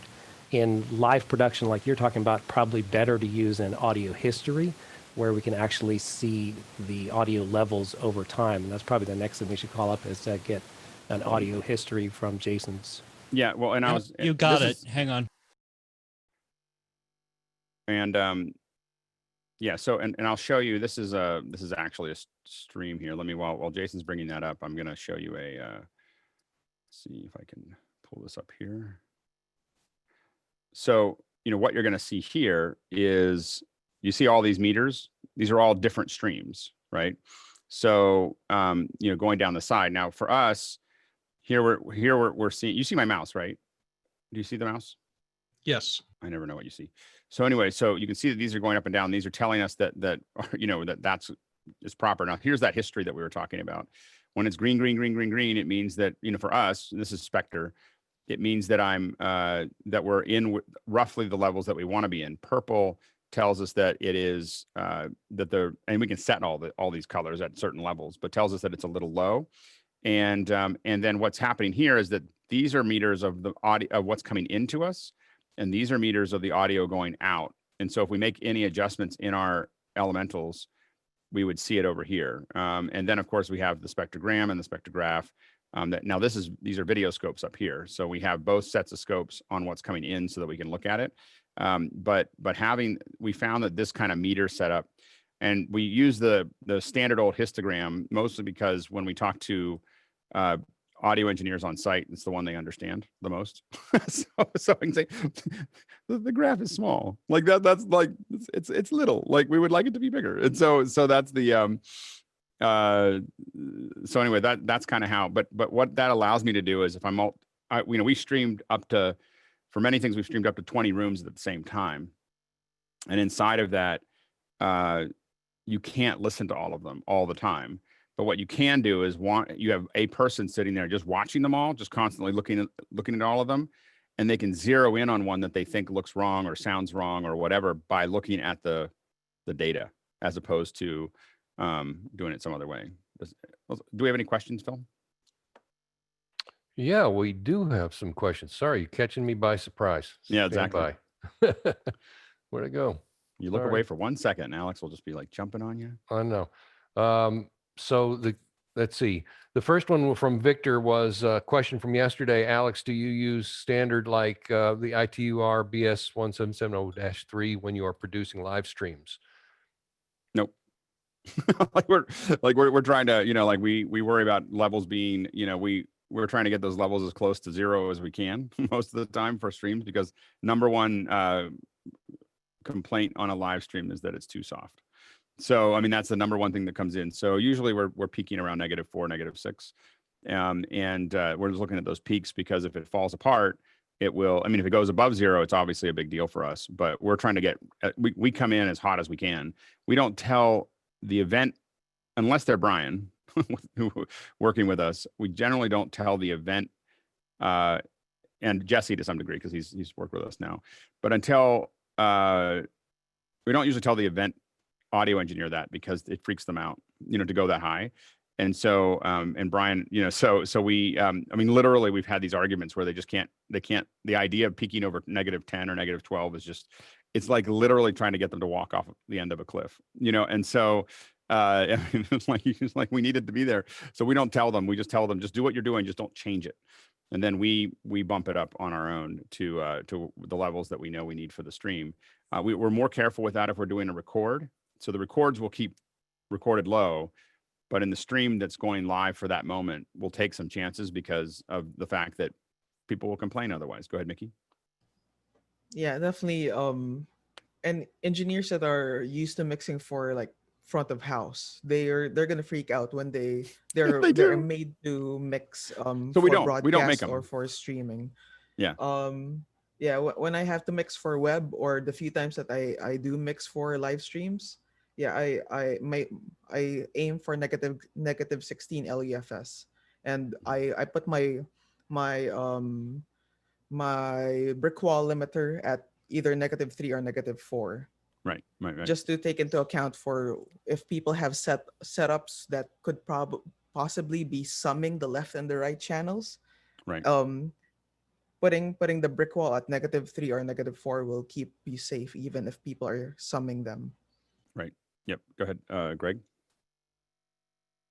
Yeah, and that brings up kind of an interesting side point along with what Mickey's saying, is that a lot of times front of house guys, like if you're receiving, you're shooting a concert or something, right? They, their normal channel levels, they keep kind of low, and they boost their master. Right. Okay. And which is completely wrong for what we need. We need the channel levels very high so that we can, you know, so that we can control that ourselves. And the master needs to be very low to compensate for, you know, the volume in the room. Right. So that's kind of a constant fight. And you're right. Trying to get peaks at -6, they do kind of freak out. Mickey. Yeah, bear in mind, like with front of house PA systems, they have massive headroom. So if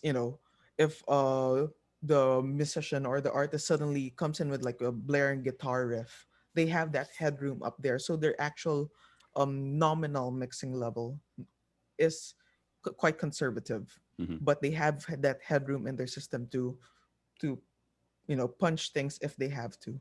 Yep. Next question. From Ken Jones in Seattle. A long time ago, Harman Kardon's catchphrase was a straight wire with gain. What does the standard audio voice spectrum look like these days? Any required EQ settings as a baseline? Just waiting to see if anyone wants to jump in on that. Go ahead, Bill. And then Greg. Okay, this is from my. I started in radio decades ago, and when I was in those wars, one of the issues with this is that everybody seems to want more volume constantly. Producers, anybody else, the radio station's not loud enough. It needs to sound louder than everybody else. And you get this idea that the goal is to be the maximum loudness. And so people start adding compressions and all these things. And I see that happening still today in the digital realm. I deliver stuff into broadcast, and the first comment I'll always get back is, "This is loud. Is this as loud as everything else I'm hearing on TV?" And so this is a constant tension, I think. The clients always want you to maximize everything, but that's killing dynamic range and nuance and a whole bunch of other stuff. And I just wish, even with all these LUFS meters and everything else that is supposed to give you an objective, I wish people would just back off and not keep trying to maximize everything constantly to 12, to 11, to Spinal Tap levels. Right. End of rant. Greg and then Mickey. Yeah, the only thing that I'll kind of routinely do is I'll trim off a little bit of the low end and a little bit of the high end, just to kind of, you know, to keep those, keep those outside, the rumble and the hiss and all that out. That's all. Mickey and then Victor. Yeah, like exactly what Greg said. Like you get rid of the information that you don't need. Talking about voice, you get rid of the information that you don't need in the low end, and you get rid of the information that you don't need on the high end. Then everything else is the taste. What sounds good. There's no like required EQ settings as a baseline. It's what sounds good. Everyone's voice is different. Yep. Go ahead, Victor. So I'll stick to the music part, but I tell other folks that are trying to publish stuff on the web for music stuff that doing what Bill just described, this loudness war, push it to the limit, is now counterproductive, because Apple will turn you down or turn you up, because YouTube will do the same, because Spotify will do the same. So in my opinion, for music, it's good to get to know these standards if you're going to publish to these places, and then, do your mastering to those standards to give yourself plenty of dynamic range. Yep. Next question. Doug Ferguson asks, is the Blackmagic Audio Monitor 12G worth the $11.95 price tag? No. Like, it's not worth it. It's like, as everyone knows, I like a lot of Blackmagic stuff. I do not like that monitor. So here's the one advantage that it has, is that you can see the video that's going into it at that price point, and you can get audio to know whether audio is coming out. I don't know what the meters are connected to. No matter what we change them to, they seem to always be not what we expect. We literally just ignore them, other than to see that there's life in them. Like, oh, there's audio coming through. Let's, but the headphone jack out is horribly underpowered. So you have to put a headphone, if you're going to actually listen to the headphone jack, you have to put an amp on it, because it's so underpowered. It's super annoying. And so I find that, I find it to be a very frustrating piece of equipment. And I have bought probably 15 of them, for different things, because we were kind of Blackmagic.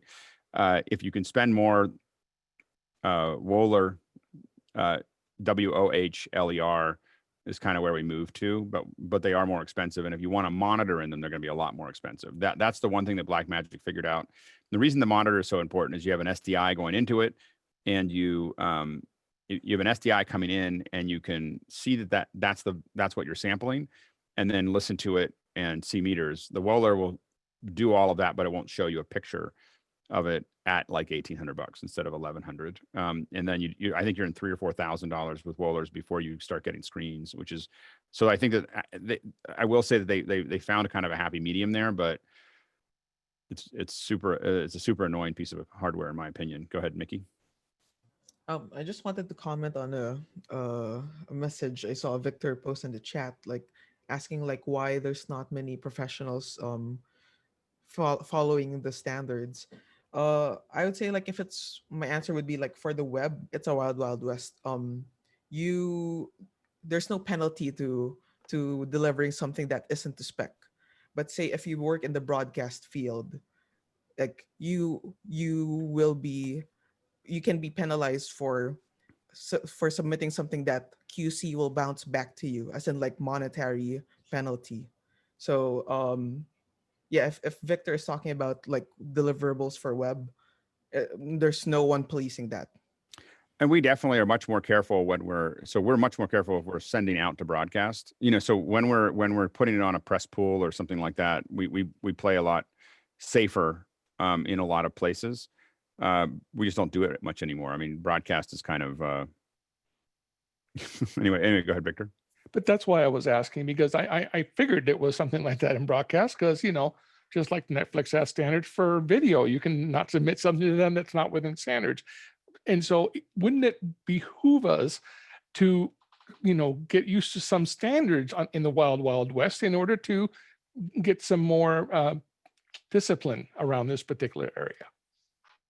Yeah, it is. It's just that the problem is that what we're mostly dealing with is clients that just, people are sending in complaints because it's not loud enough.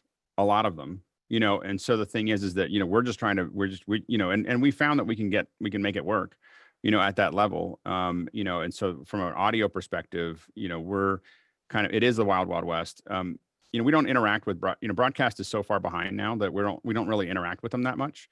I mean, our target audiences aren't even watching it anymore, and so, there's definitely people out there that are watching them. And when we do that, we run them through a whole line of little pieces of hardware to make sure that the broadcast is getting 1080i with legal audio standards that are legalized for white. And, there's a whole bunch of things that we do when we go out to broadcast, but they're falling behind so quickly and they're not going to catch up, so we definitely want to make sure that we have good audio and we want to have good video and we want to keep working through that. And to your point, colors are all over the place with online streams, that people get into the crazy, looks and feels and everything else, for that. But we saw the same thing, this conversation I've seen before.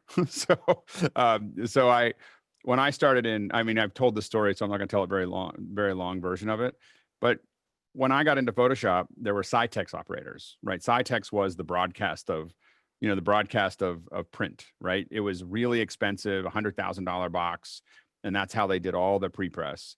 And they were just horrified at what people like me were doing with Illustrator and Photoshop. And the reality is we had no idea what we were doing. Like I once printed a whole square that was perfectly black in the Albuquerque newspaper or whatever, because I didn't understand what dot gain was. I had coded dot gain and I sent it down and it was an uncoded newspaper. I was like I sent down 133 line screen coded to a something much smaller than that, and ended up knowing the Albuquerque Tribune, they probably took your money too.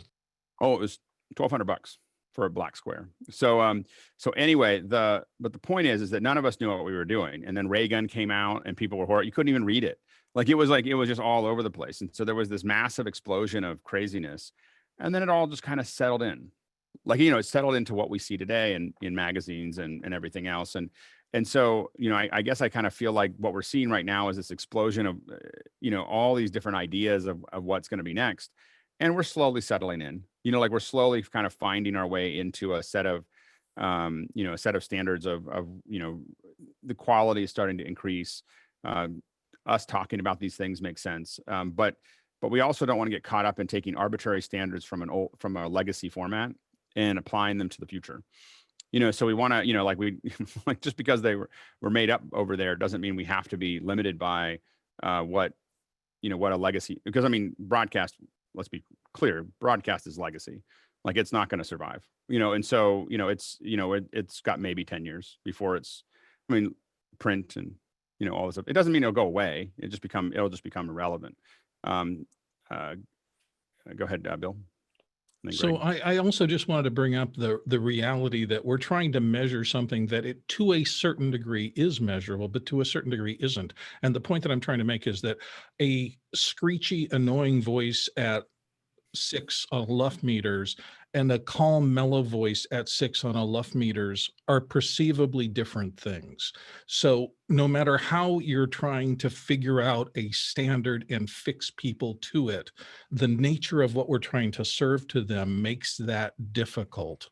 And again, it's always going to require judgment. And again, in that judgment can be driven by those numbers, in the sense that the reason it's so important to open up scopes, whether it's video or audio, is for you personally to say, I like this, and I look at the scopes, and what happens is that I start closing the gap of understanding what I'm looking at versus what I've decided is good on my own, or what we as a group keep on talking about.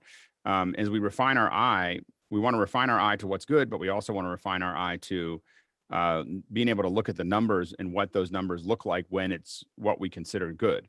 And so regardless, even if you don't understand what any of these scopes are, my strong recommendation is anytime you can open up scopes, open them up, because your brain will slowly connect the dots of what the graph is doing compared to what you're seeing. And, it starts to pull in, and then come here and ask more questions. Go ahead, Mickey, and then Jeff. Oh, no, sorry, I didn't have anything. And then Jeff, and then Greg. Bill, the luff meter is trying to get to exactly what you're talking about now. Absolutely, a screechy, annoying voice is going to be screechy, annoying, and we need human ears and human perception and our own taste to decide that that's annoying.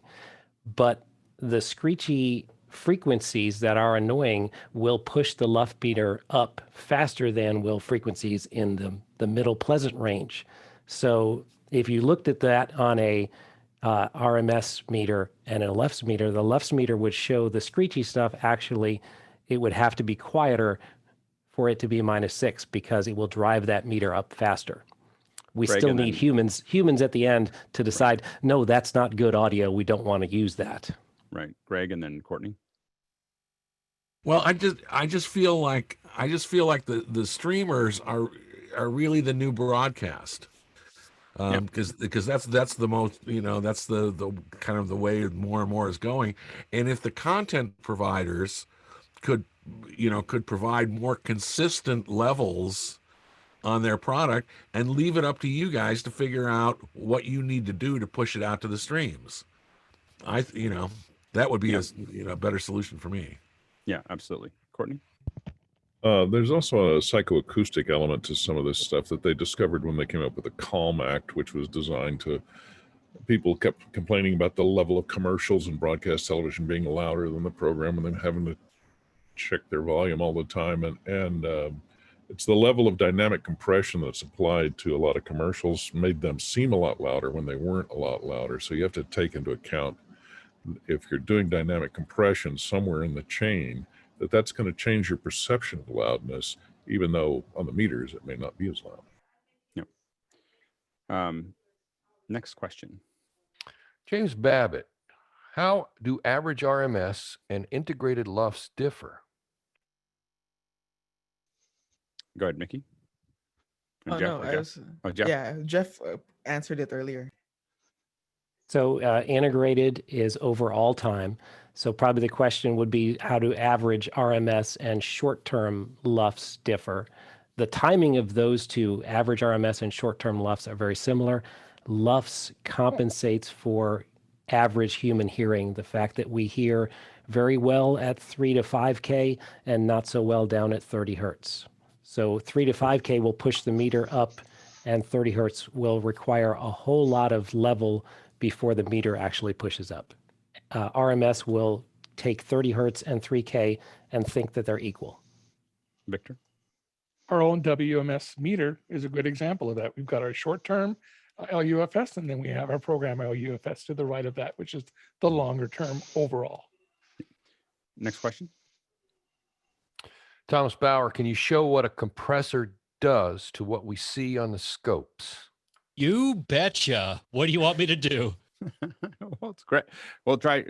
I think the problem is that we need to figure out a way to show that. It's a really good question, and I don't know if it'll be easy to show without it being side by side. Yeah, Jason needs to feed his own mic to the scopes and probably use that history on the lower left. Phil, can you just leave that one up there while Jason plays with that, and we're going to go to some other questions. Sure. Yeah. Okay, so Troy Warrior, LUFS versus tone. How does using tone affect the audio chain? I don't. Go ahead, Mickey. Yeah, I don't really understand how. I think that the tone and LUFS are different in the sense that you're you're using tone to get everything to the same level, right? Go ahead, Greg.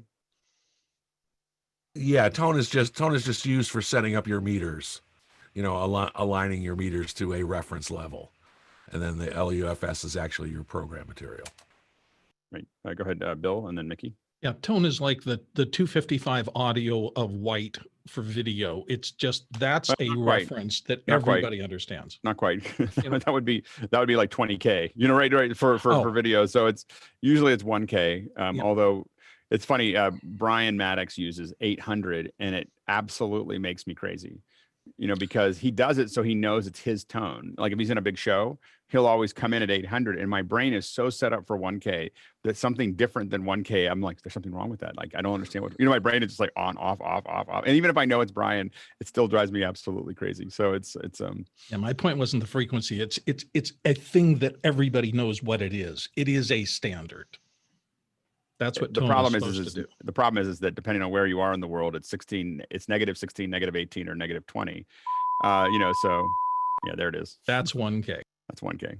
And so we should somehow do a test of that. Hopefully 1K at 0 dB. Yeah, exactly. So yeah, people. My tinnitus thanks whoever did that. I'm sorry. I'm going to be hearing that for hours. See, the best part about having tinnitus is that you're never alone. Like it's never so quiet that you feel like you're, because I always have just a little bit of, hey, I'm still here. Anyway, next question. Yeah, Thomas Bauer, can you show what a noise gate does to what we see on the scopes? Yeah, I'm ready. Am I looping back, or is it just to me? No, we hear you. See you. All Go ahead and talk. Yep. Am I looping back? Yeah, we hear you. Good. As long as you hear me, then I can just ignore the headset and the loop back. It's not easy for anyone who's ever had to do it, but I think I can handle it. Okay, so we have the compressor, and I'm just going to use the ATEM, and this is a fair bit of makeup gain, and it's the wrong channel, so hang on. There we go. Okay. This is actually one of the best ways I've ever seen that Blackmagic does to show expander and compressor and all that. Which scope do you think would work best, Alex? I think the history. Yeah. On the lower left. Well, history or I kind of feel like this. Well, yeah, go ahead with history. All right. So it's really hard to show these both at the same time because one wants to be on top of the other. Okay. So here it is. Yeah. And I think right now, go ahead. I think this is going to be really hard without having both. So let's table these. Like, what does it look like with a noise gate? This is a second hour. This is like another hour that we do where we actually set this up and we get you side by side. So here is the original. What would make this work for you is to be able to see the original audio and the compressed audio, or original audio with noise gate, or high pass, low pass. It's a great hour. Like that will be a great hour for us to go through. Oh, it would be a lot of fun. It'd be a lot of fun. So let's make this. Well, I think because Jason has 30 seconds worth of history there, so maybe he could speak with all the dynamics off. I just think it'll be. I think dynamics on. Sure. I'll do whatever you want. Okay, so all the dynamics on and all the dynamics off. So here we go. I'm going to gate it. I'm going to compress it. And as you can see, that's coming in there. And then there's makeup gain, which is making that. And there's the DSP meter. And I'm going to compress this like a late night FM DJ, which is going to sound terrible, but it should give you a good sense of what this does. I'm going to turn the ratio way up. And now I could be screaming bloody murder, and it sounds like I'm talking through a piece of glass. Hopefully that's enough. I'll give you the history so you can explain that, and I can fix that. I think it's really hard to see without seeing original and affected. So I do think that this is a good. There's a whole hour. In fact, okay, yeah. Well, we're going to come back to this in a couple weeks and I'll get the system set up so that we can do before, both with video scopes and audio scopes. We plan a bunch of things that we're going to do. That we're going to do compression, we're going to do high pass, low pass, these things, and we'll a whole bunch of Zoom meetings, a lot. Well, I don't know about a whole bunch, but I think 1 hour. If we're highly, but I think that if we're highly organized about it, I think that we can. If we're organized about it, I think that we can do this in a way that will really have you understand what scopes look like. Go ahead, Phil. One way to illustrate this, not in real time, is just on a sound clip. And even though it's not live, it really demonstrates visually what's happening with the waveform.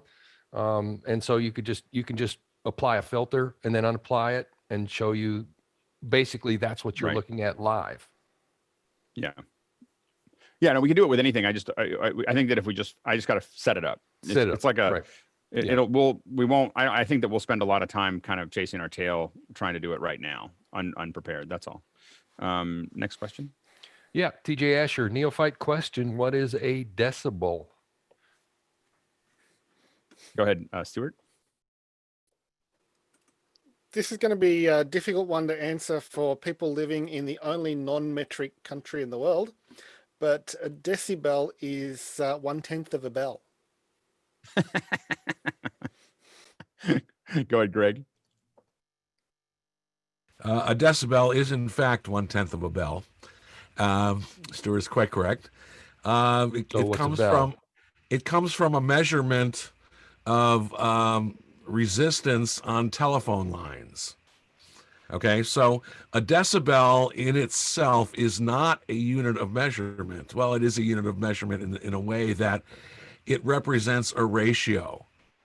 A decibel is the difference between one thing and another.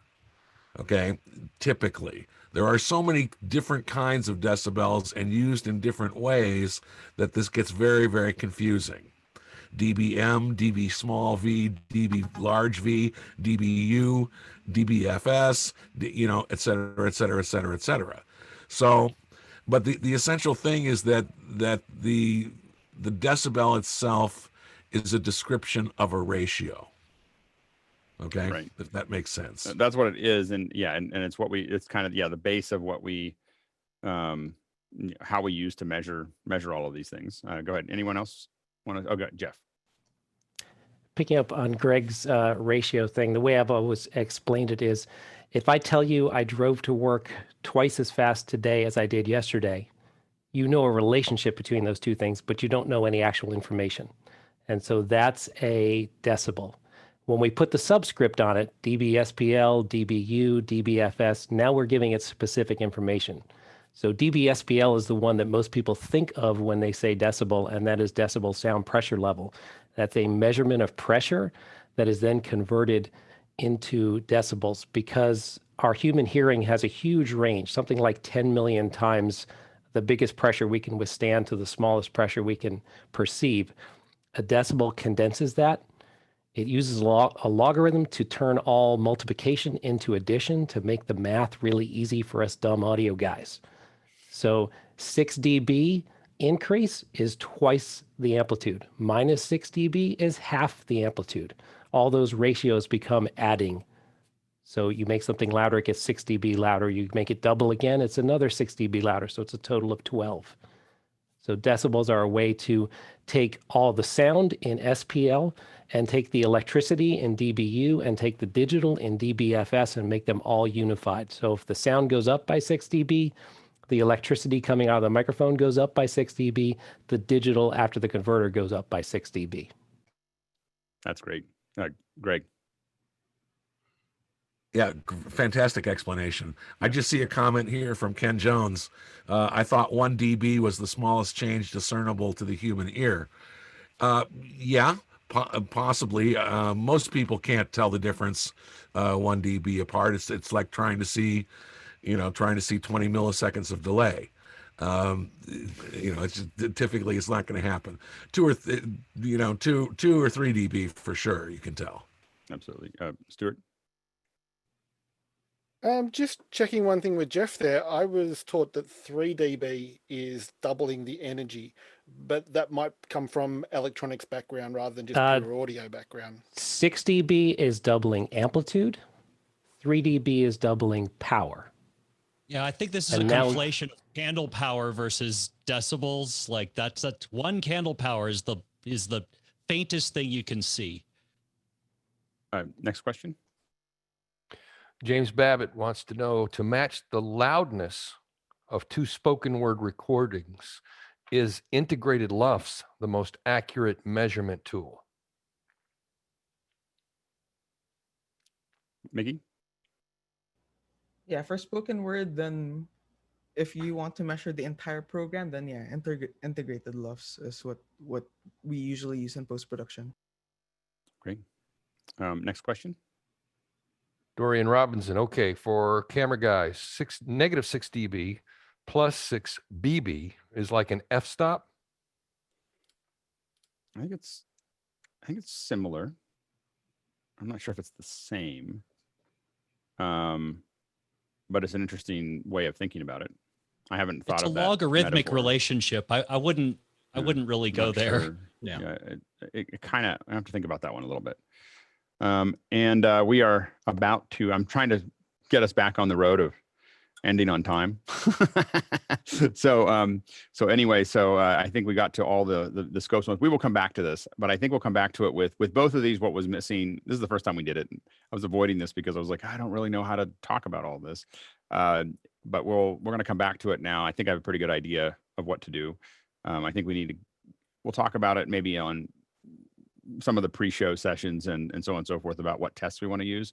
But I think we need a series of sounds that we're going to play out and run them through it. And I think before and afters I think are important, and then seeing how they affect the scopes will be useful. So I'm going to work on that a little bit, on ways that I can control it in real time so that we can kind of talk through it. So I think and I'm going to use a different machine so I don't have to loop everything back and around and through. Absolutely. I think that's hard in real time. No, absolutely. All right. Thank you, everybody. That was great. I think we all learned a lot. Thank you very much. It's great, a great panel, especially when we get into audio. We have a really strong panel that is some great explanations. So thank you all. And thanks everybody, all the attendees for asking great questions and keeping the conversation going. You did a good job at producing the show today. We'll give you a star for your little book. And anyway, thanks so much. Mickey, go ahead and hit it. Remember that tomorrow, camera apps or phone apps on the set, Peter Hillman on Thursday, and then education on Friday and Saturday. All right, everybody, have a great day, and we'll see you tomorrow. Bye-bye.